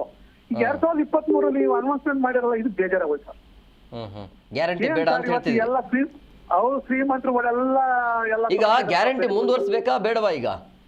ಬೇಡ ಸರ್, ಹ್ಮ್ ಬೇಡ. ಗ್ಯಾರಂಟಿ ಬೇಕಾಗಿ ಎಲ್ಲ ಅಭಿವೃದ್ಧಿ ಮಾಡ್ಲಿ ಸರ್. ಕನ್ಯಾಕುಮಾರಿಯಿಂದ ಕಾಶ್ಮೀರ ಗಂಟ ರೋಡ್ ನೋಡಿ ಸರ್, ನರೇಂದ್ರ ಮೋದಿ ಅವ್ರು ಮಾಡಿರೋದು. ಇದು ಮಾಡ್ಲಿ ಸರ್. ಸುಮ್ಮನೆ ಸಾಲ ಮಾಡಿ ಈಗ ಸಾಲದ ರಾಮಯ್ಯ ಅಂತ ಹೇಳ್ತಾರ ಇಲ್ವಾ ಸರ್? ಸಿದ್ದರಾಮಯ್ಯ ಸಾಲದ ರಾಮಯ್ಯ ಅಂತಾರೆ. ಈಗ ಏನ್ ಮಾಡೋದಕ್ಕೆ ಹೇಳಿ? ಅಭಿವೃದ್ಧಿ ಬೇಡವಾ ಸರ್? ನೋಡೋಣ ಉಳಿದಿರುವಂತ 2 ವರ್ಷದಲ್ಲಿ ಏನೆಲ್ಲ ಬದಲಾವಣೆ ಆಗತ್ತೆ ಅಂತೇಳಿ. ನೋಡೋಣ ಸರ್, ನೋಡೋಣ. ಇವ್ರು ಒಂದು ನೋಡೋಣ. ಇವ್ರು ಸ್ವಲ್ಪ ರಫ್ಫಯ್ಯ ಏನ್ ಮಾಡ್ತಾರ ನೋಡೋಣ. Okay sir, thank you sir. Yes sir, ಮತ್ತೊಬ್ರು ಕಾಲರ್ಸ್ ಇದ್ದಾರೆ. ಹಲೋ ಹಲೋ ಸರ್, ನಮಸ್ಕಾರ ಸರ್. ನಮಸ್ತೆ ಸರ್, ಎಲ್ಲಿಂದ ಕರೆ ಮಾಡ್ತಾ ಇದ್ರಿ? ಸರ್, ನನ್ನ ವಾಯ್ಸ್ ಕೇಳಿಸ್ತಾ ಇದೆಯಾ? ಚಾಮರಾಜನಗರದಿಂದ ಕಾಲಿನುಂಡಿಯಿಂದ ಕಾಲ್ ಮಾಡ್ತಾ ಇರೋದು ಸರ್. ಹೇಳಿ ಏನ್ ಹೇಳ್ತೀರಿ ಸಿದ್ದರಾಮಯ್ಯ ಬಗ್ಗೆ? ಏನ್ ಹೇಳ್ತೀರಿ, ನಿಮ್ಮ ಅಭಿಪ್ರಾಯ ಏನು? ಸರ್, ಸಿದ್ದರಾಮಯ್ಯ ಹೋದ್ರು ಬಿಡಿ, ಡಿ.ಕೆ. ಶಿವಕುಮಾರ್ ಬರ್ತಾರಲ್ವಾ? ಎಸ್.ಸಿ ಸಮುದಾಯಕ್ಕೆ ಯಾರು ಕೊಡ್ಬೇಕಾಗತ್ತಲ್ಲ? ಯಾವುದು? ಎಸ್.ಸಿ ಸಮುದಾಯಕ್ಕೆ ಮುಖ್ಯಮಂತ್ರಿ ಸ್ಥಾನ ಕೊಡ್ಬೇಕಂತಲ್ಲ. ಇವರು ಪರಮೇಶ್ವರ್ ಇದ್ರಲ್ಲ. ನಿಮ್ಗೆ ಏನ್ ಅನ್ಸುತ್ತೆ? ಯಾಕೆ ಕೊಟ್ಟಿಲ್ಲ ಅಂತ ಅನ್ಸುತ್ತೆ? ಯಾಕೆ ಕೊಟ್ಟಿಲ್ಲ ಸರ್? ದಲಿತ ಸಿ.ಎಂ ಅಂತ ನೀವು ಮಾಡಿದ್ಮೇಲೆ ಡಿ.ಕೆ. ಶಿವಕುಮಾರ್ ಅವರು ಕುರುಬ್ರು.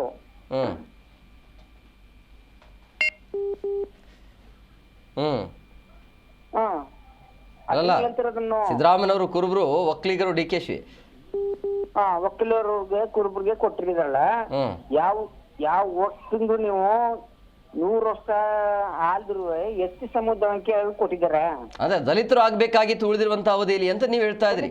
ಪರಮೇಶ್ವರ್ ಇಲ್ಲ ಅಂತಂದ್ರೆ ಮಲ್ಲಿಕಾರ್ಜುನ್ ಖರ್ಗೆ, ಇಬ್ಬರಲ್ಲಿ ಒಬ್ಬರಿಗಾದ್ರೂ ಕೊಡಬಹುದಾಗಿತ್ತು ಅಂತ.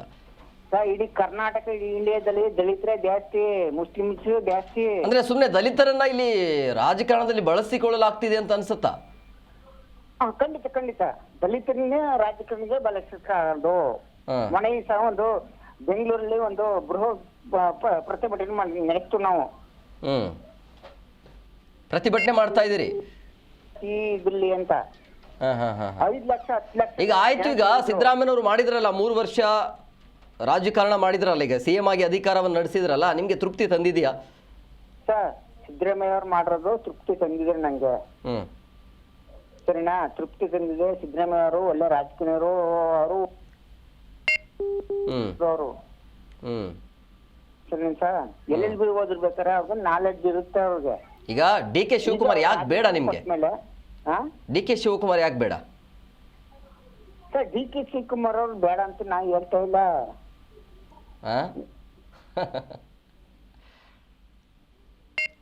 ಅಲ್ಲ, ಅಲ್ಲಿ ಹೈಕಮಾಂಡ್ ಸಿದ್ಧಾಂತ ಇರೋದೇ ಅದು ಏನ್ ಗೊತ್ತಾ? ಕೆಪಿಸಿಸಿ ಅಧ್ಯಕ್ಷರು ಯಾರು ಇರ್ತಾರೆ ಅವರೇ ಸಿಎಂ ಆಗ್ಬೇಕು ಅನ್ನೋದು. ಸರ್, ಎಸ್.ಸಿ ಸಮುದಾಯಕ್ಕೆ ಒಬ್ಬರಿಗೆ ಪೋಸ್ಟ್ ಕೊಡಿ, 1 ವರ್ಷ ಕೊಡಿ ನೀವು ಸಾಕು. ಬಟ್ ಚಾನ್ಸ್ ಇತ್ತು ಅಂತ ಹೇಳ್ತಾ ಇದ್ರಿ, ಒಂದು ಅವಕಾಶ ಕೊಡಬಹುದಾಗಿತ್ತು ಅಂತ. ಇಲ್ಲ ಸರ್, ನಾ ಹೇಳ್ತಿರೋದು ಏನು ಗೊತ್ತಾ? ನಾ ಹೇಳ್ತಿರೋದು ಎಚ್.ಡಿ. ಇವರು ದೇವೇಗೌಡರು ಬರೀ 6 ತಿಂಗಳು ಮಾತ್ರ ಪ್ರಧಾನಮಂತ್ರಿ ಆಗಿದ್ರು. ಈಗ ಜಿ ಪರಮೇಶ್ವರ್ ಕೊಡಿ, 6 ತಿಂಗಳು ಮಾಡ್ಲಿ ಅವರು. ನೋಡೋಣ ನಿಮ್ಮ ಒಂದು ಬೇಡಿಕೆ. ಇದ್ ಮಾಡ್ತೀರಿ ನೀವು? ಅಲ್ಲ, ಹೇಳಿ ಸರ್, ಒಕ್ಕಲ ಆಗ್ಲಿ, ಕುರುಬ್ರಾಗ್ಲಿ, ಎಸ್.ಸಿ ಆಗ್ಲಿ, ಎಸ್.ಟಿ ಆಗ್ಲಿ, ಮುಸ್ಲಿಂ ಆಗ್ಲಿ, ಕ್ರಿಶ್ಚಿಯನ್ ಆಗ್ಲಿ, ಈಗ 10ಕ್ಕೆ ಎಷ್ಟು ಅಂಕ ಕೊಡ್ತೀರಿ ಸಿದ್ದರಾಮಯ್ಯನವರ ಒಂದು ಆಡಳಿತದ ಬಗ್ಗೆ? ಸರ್, ಸಿದ್ದರಾಮಯ್ಯ ಅವರ ಆಡಳಿತ ನಾನು ಅವ್ರ ಬಗ್ಗೆ ಹೇಳಕ್ಕಾಗಲ್ಲ. ಯಾಕಂದ್ರೆ ನಮ್ಮ ಮಾವರು ನಾ ಹೇಳ್ತಿರೋದು ಎಸ್.ಸಿ ಸಮುದಾಯಕ್ಕೆ ಒಂದು ಚಾನ್ಸ್ ಕೊಡಿ, 6 ತಿಂಗಳು ಕೊಡಿ ಸರ್. ಈಗ ಇಲ್ಲಲ್ಲ, ಈಗ ಕೊಡಕ್ ಬರಲ್ಲ, ಈಗ ಹಂಗಾಗ್ಬಿಟ್ಟಿದೆ ಪರಿಸ್ಥಿತಿ. ಯಾಕಂದ್ರೆ ಡಿ ಪೈಪೋಟಿ ಇಲ್ಲ ಈಗ. ಇಲ್ಲಿ ಅದು ಹೊರಗಡೆ ಚರ್ಚೆ ಆಗ್ತಾ ಇತ್ತು ದಲಿತರು ಅಂತ ಹೇಳಿ. ಡಿ.ಕೆ.ಶಿ ಅವರಿಗೆ ಪೈಪೋಟಿ ಕೊಡೋರೇ ಇಲ್ಲ ಈಗ. ಹೆಸರಿಗೆ ಮಾತ್ರ ಜಾರಕಿಹೊಳಿ, ಜಿ ಪರಮೇಶ್ವರ್, ಇಲ್ಲ ಅಂತಂದ್ರೆ ಮಲ್ಲಿಕಾರ್ಜುನ್, ಕೇವಲ ಚರ್ಚೆಗಳು ಆಗ್ತಾ ಇತ್ತು ಅಷ್ಟೇ. ಸೋಷಿಯಲ್ ಮೀಡಿಯಾದಲ್ಲಿ ಮಾತ್ರ ಚರ್ಚೆ ಆಗ್ತಾ ಇತ್ತು. ಅದು ಪೈಪೋಟಿ ಕೊಡ್ಬೇಕು ಅಂದ್ರೆ ನಾವು ಎಸ್.ಸಿ ಸಮುದಾಯದವರು ನಾವು ಅಲ್ಲಿ ಹೋಗ್ಬೇಕು ನಾವು, ಅಲ್ವಾ? ಓಕೆ, ನೋಡೋಣ ಏನಾಗುತ್ತೆ. ಅಲ್ಲ, ನಿಮ್ಮ ಪ್ರಕಾರ 2028ಕ್ಕಾದ್ರೂ ಏನಾದರೂ ಅವಕಾಶ ಸಿಗತ್ತಾ ಅಂತೇಳಿ ದಲಿತರನ್ನ? Okay, thank you sir. Yes ಮತ್ತೊಬ್ರು ಕಾಲಿಸಿದ್ದಾರೆ. ಹಲೋ ಹಲೋ, ವೀರಭದ್ರ ಅಂತ ಸರ್. ಹಾಂ ಗೊತ್ತಾಯ್ತು ಸರ್. ಹಿರಿಯೂರಿಂದ. ಹಾಂ ಹೇಳಿ ಸರ್. ಅದೇ ಈಗ ಡಿ ಕೆ ಶಿವಕುಮಾರ್ ಅವರು ಮುಖ್ಯಮಂತ್ರಿ ಆಗಿರೋದು ಹಾಂ ನಮಗೆ ಒಂದು ಸ್ವಲ್ಪ ಖುಷಿ ತಂದೆ ಸರ್ ನಮಗೆ. ಓಕೆ. ಹ್ಞೂ ಸರ್. ಸಿದ್ದರಾಮಯ್ಯ ಬಗ್ಗೆ ಏನು ಹೇಳ್ತೀರಿ? ಆಡಳಿತ ಚೆನ್ನಾಗಿತ್ತು ಸರ್, ಆದ್ರೆ ಏನ್ ಮಾಡ್ತೀರಾ, ಈ ಪಂಚಾಯತ್ ಗ್ಯಾರಂಟಿಗಳು ಅಂತ ಮಾಡಿದ್ರಲ್ಲ, ಹ್ಞೂ ಅದರಿಂದ ಶಕ್ತಿ ಯೋಜನೆಗಳು ನಿಲ್ಲಿಸ್ಬೇಕಾಯ್ತು. ಹ್ಞೂ ಆಮೇಲೆ ವಿದ್ಯುತ್ ನೋಡಿ ಇದು ಮಾಡ್ಬೇಕಾಯ್ತು. ಹ್ಞೂ ಸ್ವಲ್ಪ ಬಡವರು ಯಾರು, ಹ್ಞೂ ಸ್ವಲ್ಪ ವರ್ಗದವರು ಯಾರು ಅಂತ ನೋಡಿ ಹ್ಞೂ ಇದು ಮಾಡ್ಬೇಕಾಯ್ತು ಸರ್. ಅದು ಹ್ಞೂ ಎಲ್ಲರಿಗೂ ಒಂದೇ ಅನ್ನಂಗೆ ಆಗ್ಬಿಟ್ಟೈತೆ ಇದೀಗ. ಹ್ಞೂ ಅದಕ್ಕೋಸ್ಕರ ಅಂದ್ರೆ ಇವು ಶಕ್ತಿ ಯೋಜನೆಗಳು ಇವೆಲ್ಲ ಮಾಡಿ ಬಹಳ ಸಮಸ್ಯೆ ಆಗೈತೆ. ಈಗ ಹೆಣ್ಮಕ್ಳು ಸೀಟ್ಗಳು ಇರ್ತವೆ, ಗಂಡ್ ಮಕ್ಳು ಓಡಾಡೋದು ಭಾರಿ ಕಷ್ಟ. ಬಸ್ಸಲ್ಲಿ ಬಸ್ಸಲ್ಲಿ ಭಾರಿ ಸಮಸ್ಯೆ ಸರ್. ಜಾಗನೇ ಸಿಗಲ್ಲ, ಸೀಟೇ ಸಿಗ್ತಾ ಇಲ್ಲ. ಸೀಟೇ ಸಿಗ್ತಿಲ್ಲ ಸರ್, ಎಲ್ಲಿ ನೋಡಿದ್ರು ಬರೀ ಹೆಣ್ಮಕ್ಳಿಗೆ. ಹಾಂ ಹಾಗಾಗಿ ನಾವೆಲ್ಲಾದ್ರೂ ಹೋಗ್ಬೇಕು ಬರ್ಬೇಕು ಅಂದ್ರೆ ಪಾಪ ಗಂಡ್ ಮಕ್ಳು ಬಹಳ ಕಷ್ಟ ಅನ್ಭವಿಸ್ತಿದ್ದಾರೆ. ಈ ಗಂಡು ಮಕ್ಕಳ ಪರವಾಗಿ ನೀವೇನು ಬೇಡಿಕೆ ಇರ್ತೀರಿ? ಈಗ ಡಿ ಕೆ ಶಿವಕುಮಾರ್ ಹೊಸ ಸರ್ಕಾರ ರಚನೆ ಆಗ್ತಾ ಇದೆ. ನಮಗೆ ಸರ್ ಇದು ಶಕ್ತಿ ಯೋಜನೆ ನಿಲ್ಲಿಸ್ಬಿಟ್ರೆ ಸಾಕು ಸರ್. ಗಂಡು ಮಕ್ಳಿಗೇನು ಬೇಡ ಅಂತ ಹೇಳ್ತೀವಿ? ಬೇಡ ಸರ್, ಶಕ್ತಿ ಯೋಜನೆ ನಿಲ್ಲಿಸ್ಬಿಟ್ಟು ಹಾಂ ಈಗ ಹೆಣ್ಮಕ್ಳಿಗೆ ಏನ್ 2,000 ಹಾಕ್ತಾರ ಅದನ್ನ ಕಂಟಿನ್ಯೂ ಮಾಡ್ಲಿ ಬೇಕಾರೆ. 2,000 ಗೃಹಲಕ್ಷ್ಮಿ. ಬಟ್ ಬಸ್ ಬೇಡ ಅಂತ ಹೇಳ್ತೀರಿ? ಬಸ್ ಬೇಡ ಸರ್, ಬಸ್ಸಿಂದ ಭಾರಿ ಸಮಸ್ಯೆ ಸರ್. ಈಗ ಶಾಲಾ ಮಕ್ಕಳಿಗೆ ಬಸ್ಗಳು ಇದಾಗ್ತಾ ಇಲ್ಲ, ಬಹಳ ಅನಾಹುತಗಳಾಗ್ತದವೆ. ಎಲ್ಲೆಲ್ಲ ಕೈ ಕಾಲೆಲ್ಲ ಮುರ್ಕೊಂಡ್ಬಿಟ್ರ ಸರ್ ಈ ಬಸ್ ಬಿಟ್ಟು. ನೇತಾಡ್ಕೊಂಡು ಹೋಗ್ತಿದ್ದಾರೆ ಅಂತ ಮಕ್ಕಳು, ನೇತಾಡ್ಕೊಂಡು ಹೋಗ್ತಿದ್ದಾರೆ, ಸೀಟ್ ಸಿಗ್ತಾ ಇಲ್ಲ ಅಂತ. ನೇತಾಡ್ಕೊಂಡು ಹೋಗ್ತಿದ್ದಾರೆ, ಭಾರಿ ಸಮಸ್ಯೆ ಸರ್. ಕೊಡೋಂಗಿದ್ರೆ ಹೆಚ್ಚುವರಿ ಬಸ್ ಕೊಡಿ ಅಂತ ಹೇಳ್ತಾ ಇದ್ರಿ. ಹೆಚ್ಚುವರಿ ಬೇಡ, ವಿದ್ಯಾರ್ಥಿಗಳಿಗೆ ಕೊಡ್ಲಿ ಬೇಕಾರೆ. ವಿದ್ಯಾರ್ಥಿಗಳಿಗೆ ಫ್ರೀ ಮಾಡ್ಲಿ. ಅಂದ್ರೆ ಈಗ ಫ್ರೀ ಅಂತಂದು ಎಲ್ಲ ಹೆಣ್ಮಕ್ಳಿಗೆ ಫ್ರೀ ಅಂತ ಮಾಡಿದ್ ತಪ್ಪದು. ಈಗ ಏನ್ ಸರ್ ಒಂದು ಅವಶ್ಯಕತೆ ಇದೆ, ಈಗ ಸರ್ಕಾರಕ್ಕೂ ಲಾಸೆ ಅದು. ಹೌದು. ಇವತ್ತು ಡೀಸೆಲ್ ಪೆಟ್ರೋಲ್ ರೇಟ್ ಎಷ್ಟಾಗೈತೆ. ಆಮೇಲೆ ಬಸ್ಗಳು ಎಲ್ಲಂದ್ರಲ್ಲೇ ತಾಂಡಂಗೆ ಆಕ್ಸಿಡೆಂಟ್ಗಳು ಆಗ್ತದವೆ. ಯಾಕೆ? ಶಕ್ತಿ ಯೋಜನೆಗೆ ಲಾಸ್ ಆಗೈತೆ. ಈ ಶಕ್ತಿ ಯೋಜನೆಗಳಿಂದಾಗಿ ಅಥವಾ ಈ ಗ್ಯಾರಂಟಿಗಳಿಂದಾಗಿ ಸರ್ಕಾರ ಆರ್ಥಿಕ ಸಂಕಷ್ಟದಲ್ಲಿ ಇದೆ ಅಂತ ಅನ್ಸುತ್ತಾ, ಅಥವಾ ಅಭಿವೃದ್ಧಿ ಆಗ್ತಾ ಇಲ್ಲ? ಆರ್ಥಿಕ ಸಂಕಷ್ಟನೇ. ಆರ್ಥಿಕ ಸಂಕಷ್ಟನೇ. ನೀವು ನಿಮ್ ಕಡೆ ಹೇಗೆ ಅಂದ್ರೆ, ನಿಮ್ ಕಡೆ ಇರುವಂತ MLA ಗಳು ಜನಪ್ರತಿನಿಧಿಗಳು ಕೆಲಸ ಕಾರ್ಯಗಳು ಆಗಿದೆಯಾ? MLA ಸುಧಾಕರ್ ಇದ್ರು ಸರ್. ಅವರು ಮೊನ್ನೆ ಇದಾದ್ರಲ್ಲ. ಹೇಗೆ ಅಭಿವೃದ್ಧಿ ಕೆಲಸಗಳು ಆಗ್ತಿದೆಯಾ? ಹೇಗೆ ಅಭಿವೃದ್ಧಿ ಕೆಲಸ ಪರವಾಗಿಲ್ಲ. ಅವರು ಸುಧಾಕರ್ ಚೆನ್ನಾಗಿ ಜನಗಳ ಬಗ್ಗೆ ಸ್ಪಂದಿಸರು. ಜನಗಳಿಗೆ ಒಳ್ಳೆ ಸ್ಪಂದನೆ ಇತ್ತು ಸರ್. ಒಳ್ಳೆ ಮನುಷ್ಯ ಅಂದ್ರೆ. Okay thank you sir. Yes ಮತ್ತೊಬ್ರು ಕಾಲಿಸಿದ್ದಾರೆ. ಹಲೋ ಸರ್, ನಮಸ್ಕಾರ. ಹೇಳಿ ಸರ್. ಹೇಳಿ ಸರ್, ಹೇಗಿದ್ದೀರಿ? ಚೆನ್ನಾಗಿದ್ದೀವಿ ಸರ್. ಏನು ಹೇಳ್ತೀರಿ ಸಿದ್ದರಾಮಯ್ಯ ಬಗ್ಗೆ? ಹಲೋ ಸರ್, ಹೇಳಿ ಸರ್. ಸಿದ್ದರಾಮಯ್ಯ ಆಡಳಿತ ಅಂತೂ ಅಂತ್ಯ ಆಗಿದೆ. ಸಿದ್ದರಾಮಯ್ಯ ಅವರ ಆಡಳಿತ ಅವಧಿಯಲ್ಲಿ ಯಾವ ರೀತಿಯಾಗಿ ಅವರು ಆಡಳಿತವನ್ನು ನಡೆಸಿದ್ರು? ತೃಪ್ತಿ ತಂದಿದೆಯಾ ನಿಮಗೆ? ನಾವು ವರ್ಣ ಕ್ಷೇತ್ರದಿಂದ ಮಾತಾಡ್ತಿರೋದು. ನಮ್ಗೆ ಆಡಳಿತದ ಬಗ್ಗೆ ಭಾರಿ ತೃಪ್ತಿ ಅದ. ಹೇಳಿ. ಕೇಳಿಸ್ತಿದೆ? ನನ್ನ ವಾಯ್ಸ್ ಕೇಳಿಸ್ತಾ ಇದೆಯಾ? ಹಲೋ ಅಲ್ಲ, ನನ್ನ ವಾಯ್ಸ್ ಕೇಳಿಸ, ಮ್ಯೂಟ್ ಮಾಡ್ಕೊಳ್ಳಿ. Okay thank you sir. Hello ಅಲ್ಲ, ವಾಯ್ಸ್ ಕೇಳಿಸ್ತಿಲ್ಲ ನನಗೆ. ಸರ್ ಹಲೋ ಕೇಳಿಸ್ತಿದೆ, ಮಾತಾಡ್ತೀರಾ ಇಲ್ಲ? ಮಾತಾಡ್ತೀನಿ. ಮಾತಾಡಿ ಸರ್. ಅವರು ಈಗ ರಾಜೀನಾಮೆ ಕೊಟ್ಟದ್ದು ಭಾರಿ ಅನುಕೂಲ ಸರ್. ವಾಯ್ಸ್ ಕೇಳಿಸ್ತದೆ. ಅದೇ ನೀವು ಕೈಯಲ್ಲಿ ರಿಮೋಟ್ ತಗೊಳ್ಳಿ, ಹೇಳ್ತೀನಿ ನಾನು. TV ನೋಡ್ತಾ ಇದ್ದೀರಾ? ಇಲ್ಲ. ಅದೇ ಅವರು ರಾಜೀನಾಮೆ ಕೊಟ್ಟದ್ದು ಈಗ ಭಾರಿ ಅನುಕೂಲ ಆಯ್ತು. ಇಲ್ಲ ರಾಜೀನಾಮೆ ಕೊಡ್ಲಿಲ್ಲ ಅಂದಿರ ಭಾರಿ ತೊಂದರೆ ಆಗೋಗ್ಬಿಡೋದು. ಅವರು ದೇವೇಗೌಡ ಅವ್ರ ತಿರ್ಕ ಹೇಳಿ ಕೆಟ್ಟ ಬಿಡೋರು. ಹಂಗೆ ಕೊಡ್ಲಿಲ್ಲ ಅಂದ್ರೆ DKC ಬೇರೆ ಪಕ್ಷಕ್ಕೆ ಜಂಪ್ ಆಗ್ತಾ ಇದ್ರು ಅಂತ? ಇಲ್ಲ, DKC ಬೇರೆ ಪಕ್ಷಕ್ಕೆ ಜಂಪ್ ಆಯ್ತದ ಅಂತಲ್ಲ. ಇವರು ಬಂದಿರೋಂತ ಅಜೆಂಡಾದಿಂದ ಸಿದ್ದರಾಮಯ್ಯನವರು ಅಲ್ಲ ಉಳಿದಿರುವ ಅವಧಿಗೆ ಸಿದ್ದರಾಮಯ್ಯನವರು ಕೊಡ್ಲಿಲ್ಲ ಅಂದ್ರೆ ಬೇರೆ ತರಾನೇ ಆಗ್ತಿತ್ತು ಅಂತ. ಇವ್ರಿಗೆ ಕೆಟ್ಟ ಹೆಸರು ಬಂದಿತ್ತು, ಇವ್ರದ್ದು ಮಗಂದು ಇವ್ರದ್ದು ಇವರು ಕುಟುಂಬ ರಾಜಕಾರಣ ಅನ್ಬಿಟ್ಟು ಉಳಿದು ಬಿಡೋದು. ಆ ಕಾರಣದಿಂದ ಇವರು ರಾಜೀನಾಮೆ ಕೊಟ್ಟದ್ದು ಅನುಕೂಲ ಒಂದು.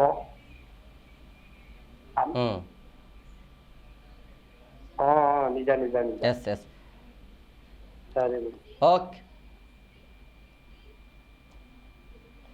ಎಸ್, ಸಹಜವಾಗಿ ಈಗ 8 ವರ್ಷಗಳ ಕಾಲ ಈ ರಾಜ್ಯದ ಸಿ ಎಂ ಆಗಿ ಆಡಳಿತವನ್ನು ನಡೆಸಿರುವಂಥ ಸಿ ಎಂ ಸಿದ್ದರಾಮಯ್ಯನವರು ಸೊ ಎಲ್ಲ ರಾಜಕಾರಣಿಗಳಿಗೆ ಒಂಥರ ಮಾರ್ಗದರ್ಶಕರು. ಯಾಕಂದರೆ ಹೈಕಮಾಂಡ್ ಹೇಳಿದಂಗೆ ಮಾತು ಕೇಳಿದರು.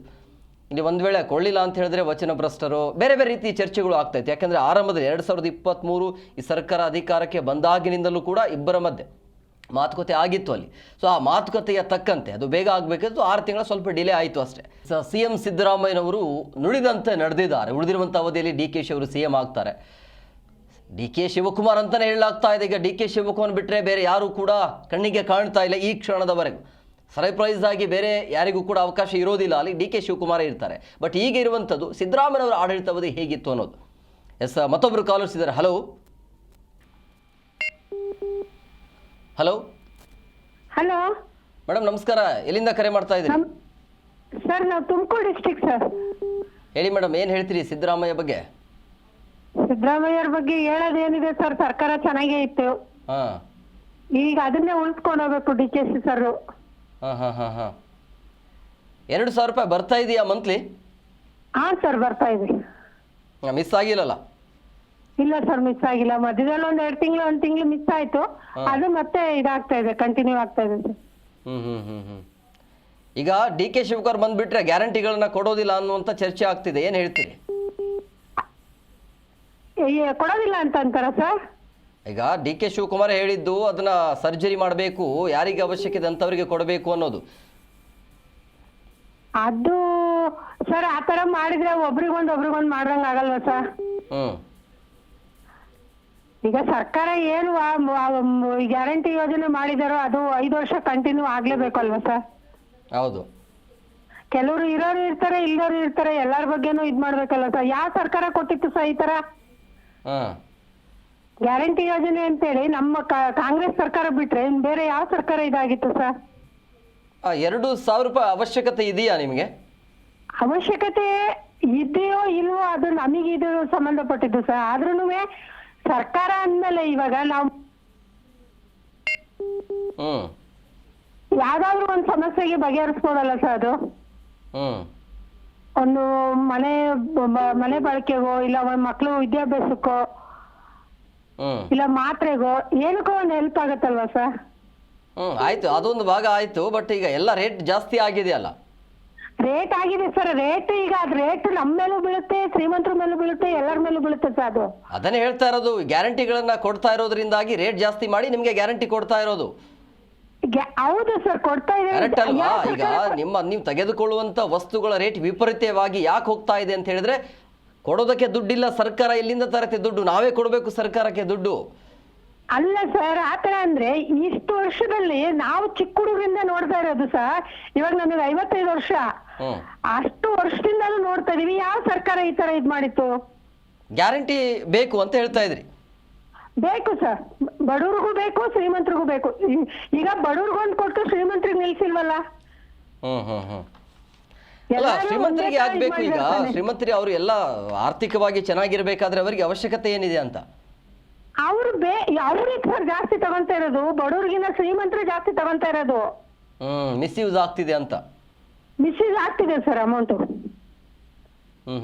ಈಗ ಗ್ಯಾರಂಟಿ ಹೊರತಾಗಿ ನಿಮ್ಮ ಕ್ಷೇತ್ರದಲ್ಲಿ ಅಭಿವೃದ್ಧಿ ಕೆಲಸ ಕಾರ್ಯಗಳು ಆಗ್ತಾ ಇದೆಯಾ? ಆಗ್ತಾ ಇದೆ. ಅಭಿವೃದ್ಧಿನೇ ಆಗ್ತಾ ಇದೆ, ಗ್ಯಾರಂಟಿನೂ ಕೊಡ್ತಿದ್ದಾರೆ, ಸಮಸ್ಯೆ ಇಲ್ಲ ಅಂತ ಹೇಳ್ತಾ ಇದ್ರಿ?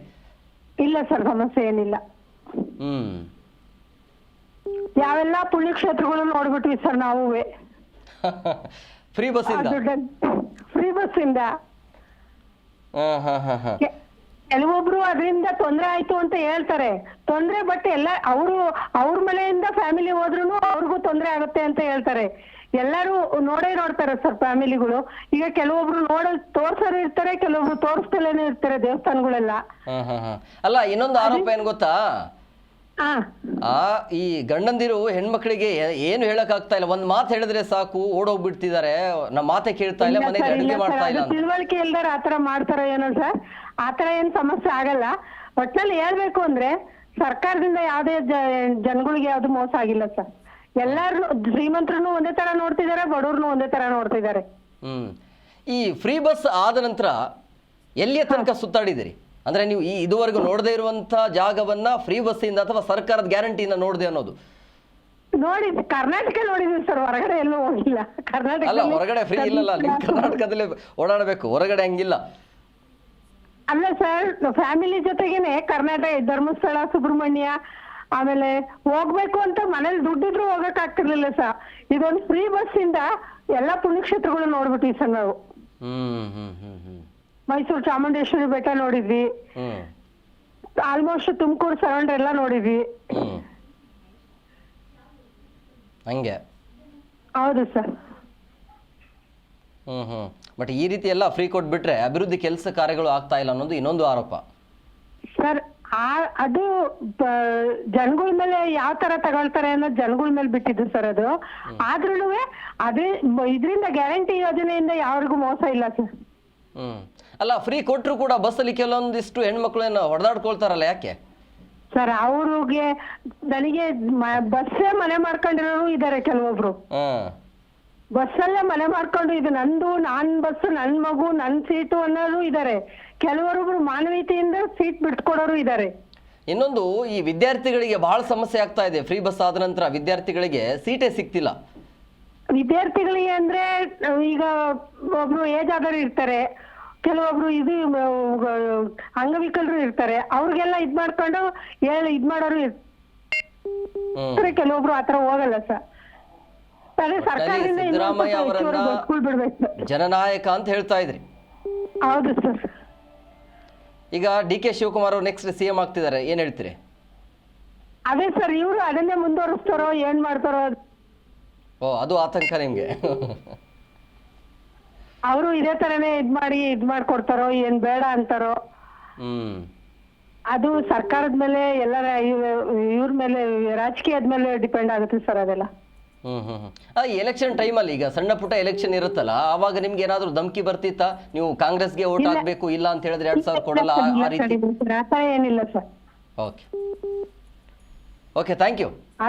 Thank you sir. ಎಸ್ ಮತ್ತೊಬ್ರು ಕಾಲರ್ಸ್ ಇದ್ದಾರೆ. ಹಲೋ ವಿಶ್ವನಾಥ್ ಅವರೇ, ನಮಸ್ಕಾರ. ನಮಸ್ಕಾರ ಸರ್. ಸರ್, ಎಲ್ಲಿಂದ? ಸರ್, ತಾಲೂಕು ಬಾಣಾವರ ಹೋಬಳಿ ಬಸವನಹಳ್ಳಿಯಿಂದ ಸರ್. ಏನ್ ಹೇಳ್ತೀರಿ? ಏನಿಲ್ಲ ಸರ್, ಚೆನ್ನಾಗಿದೆ, ಒಳ್ಳೇದಾಯ್ತು. DKC ಬಂದಿದ್ದು? DKC ಬಂದಿದ್ದು ಅಂತಲ್ಲ ಸರ್, ಸಿದ್ದರಾಮಯ್ಯನವರು ಮಾತಿನಂತೆ ನಡ್ಕೊಂಡಿರ್ತೀವಿ. ಹಿಂದೆ ಬಿಜೆಪಿನಲ್ಲಿ ಕುಮಾರಸ್ವಾಮಿ ಅವರು ದೇವೇಗೌಡರು ಮಾತು ಕೇಳಿ ಯಡಿಯೂರಪ್ಪ ಅವರಿಗೆ ರಾಜಕಾರಣ ಬಿಟ್ಕೊಡ್ಲಿಲ್ಲ. ಇವತ್ತು ಕರ್ನಾಟಕ ರಾಜ್ಯದಲ್ಲಿ JDS ಪತನವಾಗೋದಕ್ಕೆ ಅದೇ ಕಾರಣ, ಮಾತಿದ್ದದ್ದು. ಇವತ್ತು ಕಾಂಗ್ರೆಸ್ನಲ್ಲಿ ಏನು ಸಿದ್ದರಾಮಯ್ಯನವರು, ನಾವ್ ಯಾರನ್ನೂ ಟೀಕೆ ಮಾಡಕ್ ಅಧಿಕಾರ ಇಲ್ಲ. ಇವತ್ತು ರಾಜ್ಯದ ಮುಖ್ಯಮಂತ್ರಿಗಳು ಮಾತಿನಂತೆ ಶಿವಕುಮಾರ್ ಸಾಹೇಬ್ರಿಗೆ ಬಿಟ್ಕೊಟ್ಟಿರೋದು ದೊಡ್ಡ ಒಂದು ವ್ಯಕ್ತಿತ್ವ ಅಂತ ನಮ್ಮ ಅನಿಸಿಕೆ. ಅಂದ್ರೆ ಸಿದ್ದರಾಮಯ್ಯನವರ ಆಡಳಿತ ತೃಪ್ತಿ ತಂದಿದೆಯಾ? ಎಷ್ಟು ಅಂಕ ಕೊಡ್ತೀರಿ 10ಕ್ಕೆ? 100% ತೃಪ್ತಿ ಇದೆ ಸರ್. ನಮ್ಮ ಅರಸೀಕೆರೆ ತಾಲೂಕಿನಲ್ಲಿ ಅದ್ಭುತವಾದ ಕೆಲಸ ಆಗಿದೆ. ಶಿವಲಿಂಗೇಗೌಡರು ಒಳ್ಳೆ ಕೆಲಸ ಮಾಡಿ ಹಾಗಾಗಿ ಒಳ್ಳೆ ತೃಪ್ತಿ ತಂದಿದೆ. DK ಶಿವಕುಮಾರ್ ಬಗ್ಗೆ ಏನ್ ಹೇಳ್ತೀರಿ? DK ಶಿವಕುಮಾರ್ ಒಳ್ಳೆ ರಾಜಕಾರಣಿ ಅಲ್ವಾ ಸರ್? ರಾಜ್ಯದಲ್ಲಿ ಬಲಿಷ್ಠವಾದ ರಾಜಕಾರಣಿ, ದಕ್ಷ ರಾಜಕಾರಣಿ, ಮಾಡಬಹುದು ಅಂತ ಒಂದು ನಿರೀಕ್ಷೆ ಇದೆ. ಇದೇ ರೀತಿ ಮುಂದುವರಿಸ್ತಾರೆ ಅಂತ. ಬಟ್ ಈಗ ಬದಲಾವಣೆ ಆಗಿದ್ದು ಏನ್ ಸಮಸ್ಯೆ ಇಲ್ಲ ಅಂತ ಹೇಳ್ತಾ ಇದ್ರಿ? ಬದಲಾವಣೆ ಆಗಿದ್ದು ಏನಾದ್ರು ಮಹಿಳೆಯರಿಗೆ ತೊಂದರೆ ಆದ್ರೂ ಆಗ್ಬೋದೇನೋ ಮುಂದಿನ ರಾಜಕಾರಣದ ಇತಿಹಾಸದಾಗ. ಗ್ಯಾರಂಟಿ ರಾಜಕೀಯ ಸರ್, ಕೆಲಸ ಕಾರ್ಯದಲ್ಲಿ ಏನು ತೊಂದರೆ ಆಗಲ್ಲ. ಇನ್ನು ಸಿಕ್ಕಿರ್ತಕ್ಕಂಥ ಗ್ಯಾರಂಟಿಗಳಲ್ಲಿ ಏನಾದ್ರೂ ತೊಂದರೆ ಆಗ್ಬೋದೇನೋ ಅಂತ ಅಷ್ಟೇ. ಬೇಕಾ ಗ್ಯಾರಂಟಿ? ಅವಶ್ಯಕತೆ ಇದೆಯಾ ಸರ್? ಇಲ್ಲಿ ಎಷ್ಟು ಜನ ಶ್ರೀಮಂತರು ಇದಾರೆ ಸರ್? ಶ್ರೀಮಂತರು ಅನ್ನೋದಕ್ಕಿಂತ ಆರಂಭದಲ್ಲಿ ಸರ್ಕಾರ ಏನ್ ಮಾಡಿಕೊಟ್ಟಿತ್ತು ಅದನ್ನು ಉಳಿಸ್ಕೊಳ್ಬೇಕಾಗತ್ತೆ ಸರ್. ಇಲ್ಲಿ ಜನಸಾಮಾನ್ಯರು ಏನ್ ಯೋಚನೆ ಮಾಡ್ತಾ ಇದಾರೆ ಅಂದ್ರೆ, ಇವತ್ತು ನಮ್ಮ ಊರಲ್ಲಿ 100 ಮನೆ ಇದೆ. ಯಾರಾದ್ರೂ ಇವತ್ತು ಅಲ್ಲಿ JDS ಇದ್ದಾರೆ, ಬಿಜೆಪಿ ಇದ್ದಾರೆ, ಎಲ್ಲ ವಿರೋಧವಾಗಿ ಮಾತಾಡ್ತಾರೆ. ಯಾರಾದ್ರೂ ವಾಪಸ್ ಹಾಕಿದಾರ ಸರ್ಕಾರದ ದುಡ್ಡನ್ನು? ಅಲ್ಲ ಈಗ ಯಾರೋ ಫ್ರೀ ಕೊಡ್ತಾರಂದ್ರೆ ಯಾರು ಬೇಡ ಅಂತ ಹೇಳ್ತಾರೆ? ಅಲ್ಲ ಫ್ರೀ ಕೊಡೋರಿಗೆ ಯಾರು ಬೇಡ ಅಂತ ಹೇಳ್ತಾರೆ? ಯಾರು ಬೇಡ ಅಂತ ಅಲ್ಲ ನಾನು ಸುಮ್ಮನೆ ಇರ್ತೀನಿ, ನನಗೆ ಮಂತ್ಲಿ 2,000 ಬರುತ್ತದೆ ಅಂತ ನಾನು ಬೇಡ ಅಂತ ಹೇಳ್ತೀನಾ? ಅದೇ ಸರ್, ಯಾರು ಬೇಡ ಅಂತ ಹೇಳಲ್ಲ. ಮತ್ತೆ ಹಂಗೆ ಆರ್ಥಿಕ ತಜ್ಞವಾಗಿ ಯೋಚನೆ ಮಾಡ್ತಕ್ಕಂಥ ಶಕ್ತಿ ಎಲ್ಲರಿಗೂ ಎಲ್ಲಿದೆ?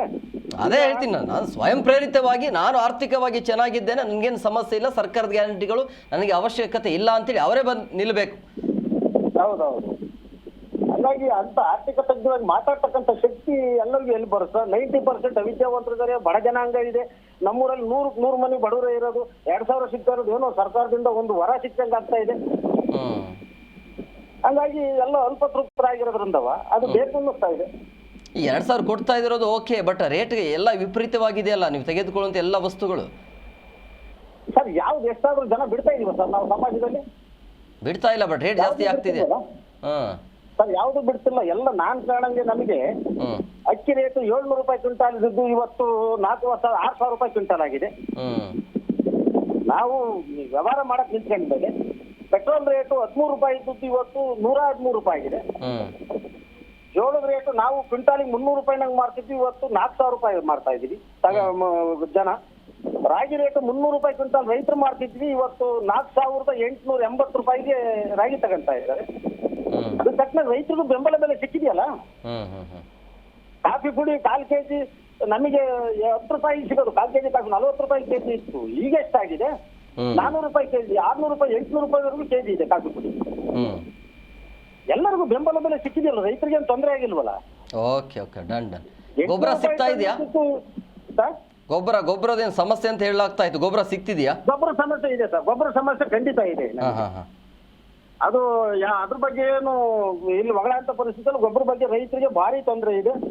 ಸರ್ಕಾರ ಯಾರಾದ್ರೂ ಮುಂದಿನ ಮುಖ್ಯಮಂತ್ರಿ ಆಗ್ತಕ್ಕಂಥ ಪುಣ್ಯಾತ್ಮರು ನಮ್ಮ ರಾಜ್ಯದ ಗೊಬ್ಬರದ ಕೊರತೆಯನ್ನು ನೀಗಿಸ್ಬಿಟ್ರೆ ಸಾಕು, ಒಳ್ಳೇದಾಗುತ್ತೆ. Yes, okay sir, thank you sir.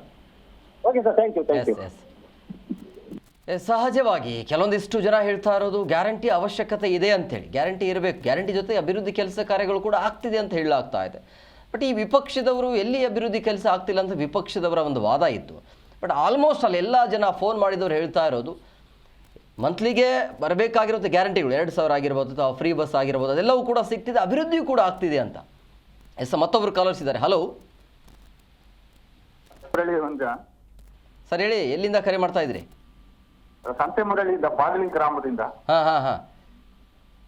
ಅದಕ್ಕೆ ಕಾಲ್ ಮಾಡಿದೀನಿ ನಿಮ್ಮ ಮೊಬೈಲ್. ಏನ್ ಹೇಳ್ತೀರಿ ಸರ್ ಸಿದ್ದರಾಮಯ್ಯ ಬಗ್ಗೆ? ಸಿದ್ದರಾಮಯ್ಯ ಅವ್ರ ಬಗ್ಗೆ ನಮ್ಗೆ ಬಾಳ ಬೇಸರ ಇರ್ತಾನೆ. ಬಿಟ್ಟಿರೋದು ಅಲ್ಲ, ತಮ್ಮ ಸ್ಥಾನಕ್ಕೆ ಅಷ್ಟೇ ರಾಜೀನಾಮೆ ಕೊಟ್ಟಿರೋದು, ರಾಜಕಾರಣದಲ್ಲಿ ಇರ್ತಾರ ಅವರು. ಇನ್ನೂ 2 ವರ್ಷ ಇರ್ಬೇಕಾಗಿತ್ತು ಅಂತ ನಮ್ಮ ಅಭಿಪ್ರಾಯ. ಈ ಹಿಂದೆ ಒಪ್ಪಂದ ಆಗಿತ್ತಲ್ಲ? ಒಪ್ಪಂದ ಆಗಿತ್ತು, ಈ ಕೆಲಸ ಅಭಿವೃದ್ಧಿ ಮತ್ತೆ ನಿಂತವರಿಗೆಲ್ಲ ಮಾಡ್ಬೇಕಲ್ಲ. ಅಂದ್ರೆ ನೀವು ಸಿದ್ದರಾಮಯ್ಯ ಅವ್ರನ್ನ ನೋಡಿ ಓಟ್ ಹಾಕಿದ್ದು ಅಂತ? ನಮ್ಮ ಎಲ್ಲಿ ನಮ್ಮ ಇವೆಲ್ಲ ನೋಡ್ಬೇಕಾದ್ರೆ ನೀವು ಚಾಮರಾಜನಗರ, ಸಂತೆಮರಳ್ಳಿ, ಕುದಿಯರು ಇವೆಲ್ಲ ನೋಡ್ಬೇಕಾದ್ರೆ ಸಿದ್ದರಾಮಯ್ಯ ಸಾಹೇಬ್ರ ಮುಖ ನೋಡಿ ನಮ್ ಓಟ್ ಹಾಕಿದ್ದು. ಅದು ನಮ್ಮ ಅಭಿಪ್ರಾಯ, ಇನ್ನೂ 2 ವರ್ಷ ಇರ್ಬೇಕಾಗಿತ್ತು ಅಂತ. ಈಗ DK ಶಿವಕುಮಾರ್ ಇದಾರಲ್ಲ, ಅವ್ರು ಚೆನ್ನಾಗಿ ನಡ್ಸಲ್ಲ ಅಂತ ಅನ್ಸತ್ತಾ? ಹೇಗೆ? ಇಲ್ಲ ನಡೀತಾರ, ಅವರು ರಾಜಕೀಯ ಅವರು ಆ ಕಡೆ ಮಾಡ್ಬಿಟ್ರು, ಅವರ ಕ್ಷೇತ್ರಕ್ಕೆ ಮಾಡ್ತಾರ. ನಮ್ಮ ಚಾಮರಾಜನಗರಕ್ಕೆ ಎಲ್ಲಿ ಕಮ್ಮಿ ಐತ ಅನ್ನ ಪಂಜಾನಿ. ಸಿದ್ದರಾಮಯ್ಯನವರು ಸಾಹೇಬ್ರು ಈ ಚಾಮರಾಜನಗರ ಒಡನಾಟ ಇತ್ತು ಅವನಿಗೆ. ಇದೀ DK ಶಿವಕುಮಾರ್ ಸಾಹೇಬ್ರು ಆ ಕಡೆ ದೂರ ದೃಷ್ಟಿ ಇಟ್ಬಿಟ್ಟು ಈ ಕಡೆ ದೂರ ದೃಷ್ಟಿ ಇರ್ತಾರ ಅಂತ ನಮ್ಮ ಭಯಾನಿ. DK ಜಾಗದಲ್ಲಿ ಬೇರೆ ಯಾರಿಗಾದ್ರೂ ಅವಕಾಶ ಇರ್ಬೇಕಿತ್ತ ಹೇಗೆ? ಇಲ್ಲ DK ಅವ್ರಿಗೆ ಇರ್ಬೇಕಾಯ್ತು. ನೆಕ್ಸ್ಟ್ 2028 ಕಾಲಿದ್ರು ನಮಗ್ ಸಂತೋಷ ಆಗೋದು. Yes, okay okay sir, thank you. Yes, ಮತ್ತೊಬ್ಬರು ಇದ್ದಾರೆ. ಹಲೋ. ಸಂಪರ್ಕ ಆಗಲಿಲ್ಲ ನೋಡಿ. ಸಹಜವಾಗಿ CM ಸಿದ್ದರಾಮಯ್ಯ ಈಗ ಹಂಗಾಮಿ ಸಿದ್ದರಾಮಯ್ಯನವರು ಆಗ್ತಾರೆ ಅಂದರೆ ನೆಕ್ಸ್ಟ್ DK ಶಿವಕುಮಾರ್ ಅವರು ಆಡಳಿತಕ್ಕೆ ಬರೋ ತನಕ ಸಿದ್ದರಾಮಯ್ಯ ಅವರ ರಾಜಕೀಯ ಜೀವನ ಒಂಥರ ಅದು ರೋಮಾಂಚನ ಆಗತ್ತೆ, ಬೇರೆಯವರಿಗೆ ಅದು ಇನ್ಸ್ಪೈರ್. ಅದು ಯಾವುದೋ ಒಂದು ಹಳ್ಳಿಯಿಂದ ಬಂದು ರಾಜಕಾರಣದ ಹಿನ್ನೆಲೆ ಇಲ್ಲದೆ ಈ ರಾಜ್ಯದ 8 ವರ್ಷಗಳ ಕಾಲ ಸುದೀರ್ಘವಾಗಿ CM ಆಗಿ ಆಡಳಿತವನ್ನು ನಡೆಸಿ ದಾಖಲೆಗಳ ಮೇಲೆ ದಾಖಲೆ ಬರೆದಿರೋದು. ಈಗ ವಿದಾಯ ಆದರೂ ಕೂಡ ಇನ್ನೊಬ್ಬರಿಗೆ ಮಾರ್ಗದರ್ಶಕರಾಗ್ತಾ ಇದ್ದಾರೆ. Yes hello hello hello sir ನಮಸ್ಕಾರ, ಎಲ್ಲಿಂದ ಕರೆ ಮಾಡ್ತಾ ಇದ್ರಿ?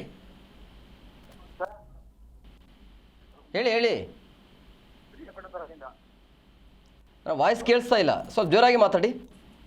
ಹಲೋ ಹಾಂ ಹೇಳಿ ಹೇಳಿ ಸರ್. ಸರ್ ನಮಸ್ತೆ, ಪ್ರಿಯಾಪಣ್ಣ, ಮೈಸೂರು ಡಿಸ್ಟ್ರಿಕ್ಟ್ ಪ್ರಿಯಾಪಣ್ಣದಿಂದ ಮಾತಾಡ್ತಿರೋದು. ಹಾಂ ಹಾಂ ಹೇಳಿ ಹೇಳಿ ಸರ್.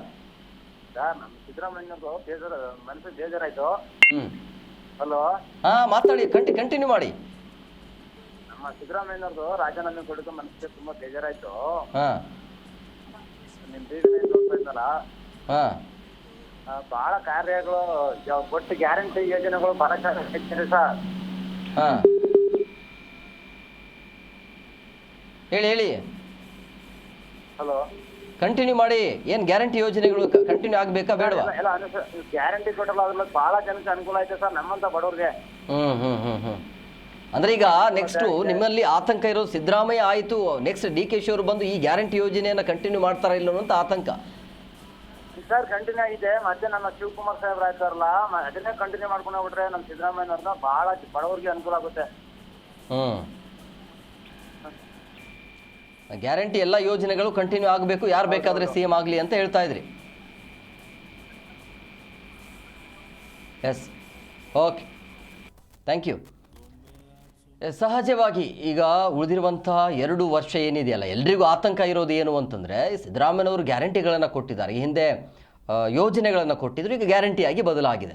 ಸೊ ಹಂಗಾಗಿ ಆ ಗ್ಯಾರಂಟಿಗಳು DK ಶಿವಕುಮಾರ್ ಬಂದಾದ ನಂತರ ಕಂಟಿನ್ಯೂ ಆಗುತ್ತಾ ಅಥವಾ ಆರ್ಥಿಕವಾಗಿ ಹೊಡೆತ ಬೀಳ್ತಾ ಇದೆ ಅನ್ನುವಂಥ ಕಾರಣವನ್ನು ಕೊಟ್ಟು ಈ ಗ್ಯಾರಂಟಿಗಳಿಗೆ ಏನಾದರೂ ಬ್ರೇಕ್ ಹಾಕುತ್ತಾ ಅನ್ನುವಂಥ ಸಹಜವಾಗಿ ಜನರಲ್ಲಿರುವಂಥ ಆತಂಕ.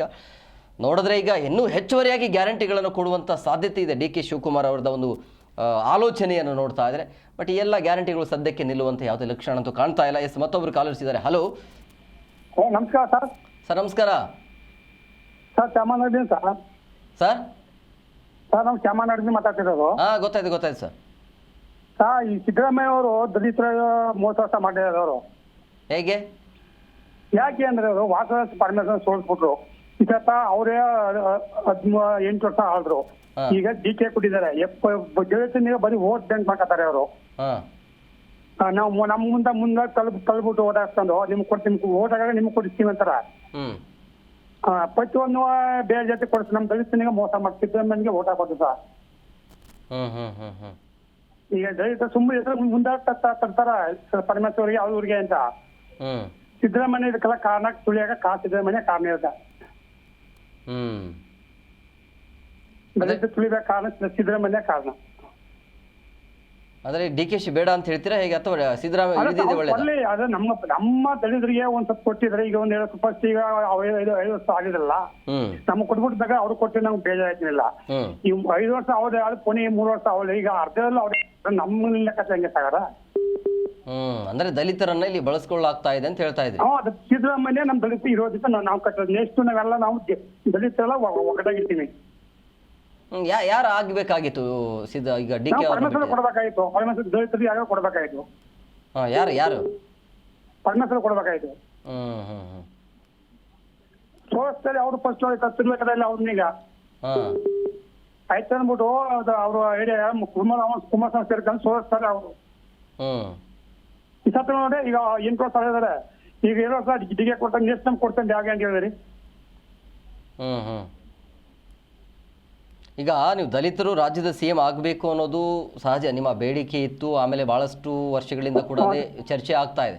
ಬಟ್ ಈಗ ಹೈಕಮಾಂಡ್ ಲೆವೆಲಲ್ಲಿ ಅವರೇ AICC ಅಧ್ಯಕ್ಷರಾಗಿದ್ದಾರಲ್ಲ, ಈಗ ರಾಷ್ಟ್ರ ಮಟ್ಟದಲ್ಲಿ ಬೇಡ ಅಂತ ಹೇಳ್ತಾ ಇದ್ದಾರೆ, ನಮಗೆ ರಾಜ್ಯದ CM ಆಗಬೇಕು. ತುಂಬಾ ವೇಸ್ಟ್ ಅವರು. ದೊಡ್ಡ ಇದಾವ್ ಏನು ವೇಸ್ಟ್ ಅವ್ರು, ಸುಮ್ಮನೆ ವೇಸ್ಟ್ ಕೂತಿರೋ ಹೆಸರಿಗೆ ಮಾತ್ರ ಹೈಕಮಾಂಡ್ ಹೋಗಲ್ಲ. ನೀರು ತುಂಬಿದೆ, ಅದು ಎಷ್ಟ ಒಡೆಯಲ್ಲ ಅವರು. ಖರ್ಗೆ ಅವರು ತುಂಬಾ ವೇಸ್ಟ್ ಅವರು. Yes thank you sir. ಅಂದ್ರೆ ಖರ್ಗೆ ಅವರಿಗೆ ರಾಜ್ಯ ನಡೆಸ್ಕೊಳ್ಳೋಕೆ ಆ ರೀತಿಯ ತಾಕತ್ತು ಇಲ್ಲ ಅಂತ ಮತ್ತೆ ಹೇಗೆ, ಯಾವ ರೀತಿ ಕೊಡ್ಬೇಕ ಸರ್ ಅವ್ರಿಗೆ. ಈಗ ಎಲ್ಲಿಸ್ತಾರ ಅವ್ರು ನೆನೆಸಕ್ ಬಿಡ್ಬೇಕಲ್ಲ ಇವರು. ಖರ್ಗೆ ಅವ್ರನ್ನ ಇವ್ರು ಬಿಟ್ಕೊಡಲ್ಲ ಅಂತ. ಇವ್ರು ಬಿಡ್ಬೇಕಾದ್ರೆ ಈ ಮಧ್ಯವರ್ತಿಗಳು ಬಿಡ್ಬೇಕಲ್ಲ ಇವರು. ಖರ್ಗೆ ನಡೆಸ್ತಾರೆ, ಪರಮೇಶ್ವರ್ ನಡೆಸ್ತಾರೆ, ಎಲ್ಲ ನಡೆಸ್ತಾರೆ, ಅವ್ರು ಬಿಡ್ಬೇಕಲ್ಲ ಇವರು. ಒಂದ್ ಚಾನ್ಸ್ ಅವ್ರ ಬಾಯಲ್ಲಿ ಯಾರು ಸಿದ್ದರಾಮಯ್ಯ ಕೊಡಿ ಅನ್ನೋ ಒಂದು ಮಾತು ಬರಲಿ ಯಾಕನೆ. ನಮ್ ಕಾಂಗ್ರೆಸ್ ದಲಿತರು ನಮ್ ಇಷ್ಟೆಲ್ಲ ಮಾಡ್ತಾರೆ, ತಗೊಂಡು ಕೊಡಿ ಒಂದು ಆಗೊಂದು 2 ವರ್ಷ ಅಂತ ಬಾಯಲ್ಲಿ ಒಬ್ಬರು ಬೇರೆ ಬಂದವಲ್ಲ. ಈಗ ಖರ್ಗೆ ಅವರಿಗೆ ಚಾನ್ಸ್ ಸಿಕ್ಕಿಲ್ಲ, ಹಾಗಾದ್ರೆ ಇಲ್ಲಿ ಸಿದ್ದರಾಮಯ್ಯನವರು ವೇಸ್ಟ್ ಅಂತಾನ ಹೇಗೆ? ಎಷ್ಟು ಸರ್ ಅವ್ರು ನಮ್ ದಲಿತರಿಗೆ ಮಾಡಿ ತುಂಬಾ ಮೋಸ ಸಿದ್ದರಾಮಯ್ಯನವರು. ನಮ್ಮ ಮಾಡೋ ತುಂಬಾ ಮೋಸ ಮತ್ತೆ ಸಿದ್ದರಾಮಯ್ಯನವರು. ಈಗ ಇನ್ನೊಂದು ನೀವು ಹೇಳ್ತಾ ಇದ್ರಲ್ಲ, ಅಂದ್ರೆ ಖರ್ಗೆ ಅವರಿಗೆ ಅಧಿಕಾರ ನಡ್ಸಕ್ ಆಗಲ್ಲ ಅಂತಾನ ಹೇಗೆ? ಆಯ್ತಾ ಸರ್, ಅವ್ರಿಗೆ ಕೊಡಸ್ ಅವ್ರಿಗೆ ಮುಖ್ಯಮಂತ್ರಿ ಕೊಡಕ್ ಬಿಡೋಕ್ಕಲ್ಲ, ಮಧ್ಯವರ್ತಿಗಳ ಹಾವಳಿ ಇದೆ ಅಂತ ಹೇಳ್ತಾ ಇದ್ರಿ. ಮತ್ತೆ ಪರಮೇಶ್ವರ್ ಅವರಿಗೆ ಹೆಂಗ್ ಸಿಗತ್ತೆ? ಖರ್ಗೆ ಅವರಿಗೆ ಕೊಡಕ್ಕೆ ಚಾನ್ಸ್ ಇಲ್ಲ ಅಂದಾಗ ಪರಮೇಶ್ವರ್ ಅವರಿಗೆ ಹೇಗೆ ಸಾಧ್ಯ ಅಂತ? ಅಧ್ಯಕ್ಷ ಈಗ ಅಜ್ಜಿ ಮೇಲೆ ನಮ್ಯಾತಿಕ ಸೀನ್ ಮಾಡೋದು ನಾವು ಹೇಳ್ತೀರ, ಇವರೇ ಸರಿ ಇಲ್ಲ, ಕಡೆಗೆ ಸರಿ ಅಂತ ನಾವು ಹೇಳ್ತಿರೋದು.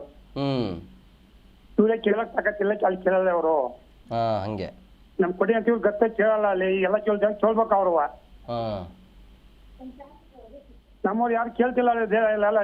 ಈಗ ಡಿ ಕೆ ಬಗ್ಗೆ ಏನ್ ಹೇಳ್ತೀರಿ? ಡಿ ಕೆ ಶಿವಕುಮಾರ್ ಈಗ ನೆಕ್ಸ್ಟ್ ಸಿಎಂ. ಡಿ ಕೆ ಬಗ್ಗೆ ಅವ್ರಿಗೆ ನಮ್ಗೆ ಸಮಸ್ಯೆ ಇದೆ. ಅವರು ಆಳ್ಬೇಕು, ಇವ್ರು ಆಳ್ಬೇಕು. ಡಿಕು ನಮ್ಗೂ ಸಂಬಂಧ ಇಲ್ಲ, ಅವ್ರದ್ದು ಏನ್ ನಮ್ಗೆ ಸಮಸ್ಯೆ ಇದೆ. ಒಟ್ಟಿನಲ್ಲಿ ದಲಿತರಿಗೆ ಚಾನ್ಸ್ ಸಿಗ್ಬೇಕಿತ್ತು ಅಂತ. ಸಿದ್ದರಾಮಯ್ಯ ಕೆಲ ಕಾರಣ ಅವರೇ ಕಾರಣ ಅಂತ. Okay sir. ಎಸ್, ನೋಡಿ, ಸಹಜವಾಗಿ ಈಗ ಸಿದ್ದರಾಮಯ್ಯನವರು ಹೈಕಮಾಂಡ್ ನಿರ್ದೇಶನದಂತೆ ಅಥವಾ ಹೈಕಮಾಂಡ್ ಈ ಮುಂಚೆ ಅಂದರೆ 2023ರಲ್ಲಿ ಅಧಿಕಾರಕ್ಕೆ ಬರುವಂಥ ಸಂದರ್ಭದಲ್ಲಿ ಏನು ಮಾತುಕತೆ ಆಗಿದೆಯಲ್ಲ, ಆ ಮಾತುಕತೆ ತಕ್ಕಂತೆ ಬಿಟ್ಕೊಟ್ಟಿದ್ದಾರೆ. ಆವಾಗ ಡಿ ಕೆ ಶಿವಕುಮಾರ್ ಕೂಡ ಹಠ ಹಿಡಿದಿದ್ರು, ನಾನೇ ಉಳಿದಿರೋ 2023ರಿಂದ ನಾನೇ ಸಿ ಎಂ ಆಗ್ತೀನಿ ಅಂತ. ಆವಾಗ ಹೇಗೋ ಸಿದ್ದರಾಮಯ್ಯನವರು ಇರಲಿ ಅನ್ನೋಂಥ ಲೆಕ್ಕಾಚಾರಕ್ಕೆ ಬಂದಿತ್ತು. ಆವಾಗಲೇ D K Shivakumar C M ಆಗಬೇಕಾಗಿತ್ತು, ಬಟ್ ಡಿ ಕೆ ಶಿವಕುಮಾರ್ಗೆ ಡಿಲೇ ಆಯಿತು. ಸೊ ಈಗ ಏನೇ ಇದ್ರೂ ಕೂಡ ಉಳಿದಿರುವಂಥ ಅವಧಿಯಲ್ಲಿ ಡಿ ಕೆ ಶಿವಕುಮಾರ್ ಅವರು ಸಿ ಎಂ ಆಗ್ತಾರೆ. ಬಟ್ ಹಾಗಂತೇಳಿ ಅಷ್ಟು ಹಾದಿಯಂತೂ ಸುಲಭ ಅಲ್ಲ ಡಿ ಕೆ ಶಿವಕುಮಾರ್ ಅವರಿಗೆ. ಉಳಿದಿರುವಂಥ 2 ವರ್ಷ ಏನಿದೆಯಲ್ಲ, ಚಾಲೆಂಜ್ ಅಂತೂ ಇದ್ದೇ ಇರುತ್ತೆ. ಮುಂದಿನ ಲೋಕಲ್ ಎಲೆಕ್ಷನ್ ಇದೆ, GBA ಎಲೆಕ್ಷನ್ ಇದೆ, ಮುಂದೆ 2028ಕ್ಕೆ ಪ್ಲಾನ್ ಎಲ್ಲ ಹಾಕಬೇಕಾಗತ್ತೆ, ಇರುವಂಥ ಗ್ಯಾರಂಟಿಗಳನ್ನು ಅದನ್ನು ಕಂಟಿನ್ಯೂ ಮಾಡ್ಕೊಂಡು ಹೋಗಬೇಕಾಗತ್ತೆ. ಆಮೇಲೆ ಈಗ ಸಂಪುಟದಲ್ಲಿ ಯಾರಿಗೆಲ್ಲ ಅವಕಾಶ ಕೊಡ್ತಾರೆ, ಆ ಸಂಪುಟದಲ್ಲಿ ಅವಕಾಶ ಕೊಟ್ಟಿದ್ದೆ ಆದಲ್ಲಿ ಇರುವಂಥ ಸಚಿವರುಗಳು ಸರಿ ಇದ್ದರೆ ಓಕೆ. ಒಂದು ವೇಳೆ ಅವರಿಗೆ ಏನಾದರೂ ಸಮಸ್ಯೆ ಆದಲ್ಲಿ ಅಥವಾ ಅವರಿಗೆ ತೃಪ್ತಿ ಸಿಕ್ಕಿಲ್ಲ ಅಂತ ಹೇಳಿದರೆ ಅವರು ಏನು ಬೇಕಾದರೂ ಮಾಡುವಂಥ ಸಾಧ್ಯತೆ ಇರುತ್ತೆ. ಈಗ ಡಿ ಕೆ ಶಿವಕುಮಾರ್ ಅಧಿಕಾರಕ್ಕೆ ಬಂದಾದ ನಂತರ ಸಿದ್ದರಾಮಯ್ಯನವರ ನಡವಳಿಕೆ ಏನಿರುತ್ತೆ, ಅವರ ಮುಂದಿನ ಹೆಜ್ಜೆ ಏನು, ಅದೆಲ್ಲವೂ ಕೂಡ ಕುತೂಹಲ ಇದೆ. ಸುಲಭ ಅಂತಿಲ್ಲ, ಅಂದರೆ ಸುಲಭವಾಗಿ ಮಾಡಿಕೊಟ್ಟಿದ್ದು ಸಿದ್ದರಾಮಯ್ಯನವರು. ಆರಂಭದಲ್ಲೇ ಅವರು ಸುಲಭವಾಗಿ ಆ ಸೀಟನ್ನು ಬಿಟ್ಕೊಡಲ್ಲ ಅಂತ ಹೇಳಲಾಗ್ತಾ ಇತ್ತು. ಬಟ್ ಹೈಕಮಾಂಡ್ ಸೂಚನೆಯಂತೆ ಸಾಕು ಅನ್ನುವಂಥ ನಿರ್ಧಾರಕ್ಕೆ ಬಂದಿದ್ದಾರೆ. ಮುಂದಿನ ಬೆಳವಣಿಗೆ ಭಾಳ ಕಷ್ಟ ಇದೆ ಅಂತ ಅನಿಸುತ್ತೆ. ಹಾಗಂತೇಳಿ ಡಿ ಕೆ ಶಿವಕುಮಾರ್ ಅಸಮರ್ಥರು ಅಂತ ಹೇಳೋಕ್ಕಾಗಲ್ಲ. ಯಾಕಂದರೆ ಡಿ ಕೆ ಶಿವಕುಮಾರ್ ಒಬ್ಬ ಮಾಸ್ ಲೀಡರ್ ಆಗುವಂಥ ಎಲ್ಲ ಲಕ್ಷಣ ಕಂಡು ಬರ್ತದೆ. ಯಾಕಂದರೆ ಅವರಿಗೆ ಅಧಿಕಾರ ಕೊಟ್ಟಾದ ಮೇಲೇ ತಾನೇ ಗೊತ್ತಾಗೋದು ಅವರ ಆಡಳಿತ ವೈಖರಿ ಹೇಗಿರುತ್ತೆ, ಹೇಗೆಲ್ಲ ಲೀಡರ್ ಆಗ್ತಾರೆ ಅಂತೇಳಿ. ನೋಡೋಣ ಮುಂದಿನ ಅವಧಿಯಲ್ಲಿ 2 ವರ್ಷದಲ್ಲಿ ಗೊತ್ತಾಗುತ್ತೆ ಏನೆಲ್ಲ ಬೆಳವಣಿಗೆ ಆಗುತ್ತೆ ಅಂತೇಳಿ. ಇದಾಗುತ್ತೆ ಇವತ್ತಿನ ವಿಶೇಷ. ಮತ್ತಷ್ಟು ಅಪ್ಡೇಟ್ಸ್ಗಾಗಿ ನೋಡ್ತಾ ಇರಿ ಜಿ ಕನ್ನಡ ನ್ಯೂಸ್, ಸತ್ಯವೇ ಸುದ್ದಿಯ ಜೀವಾಳ.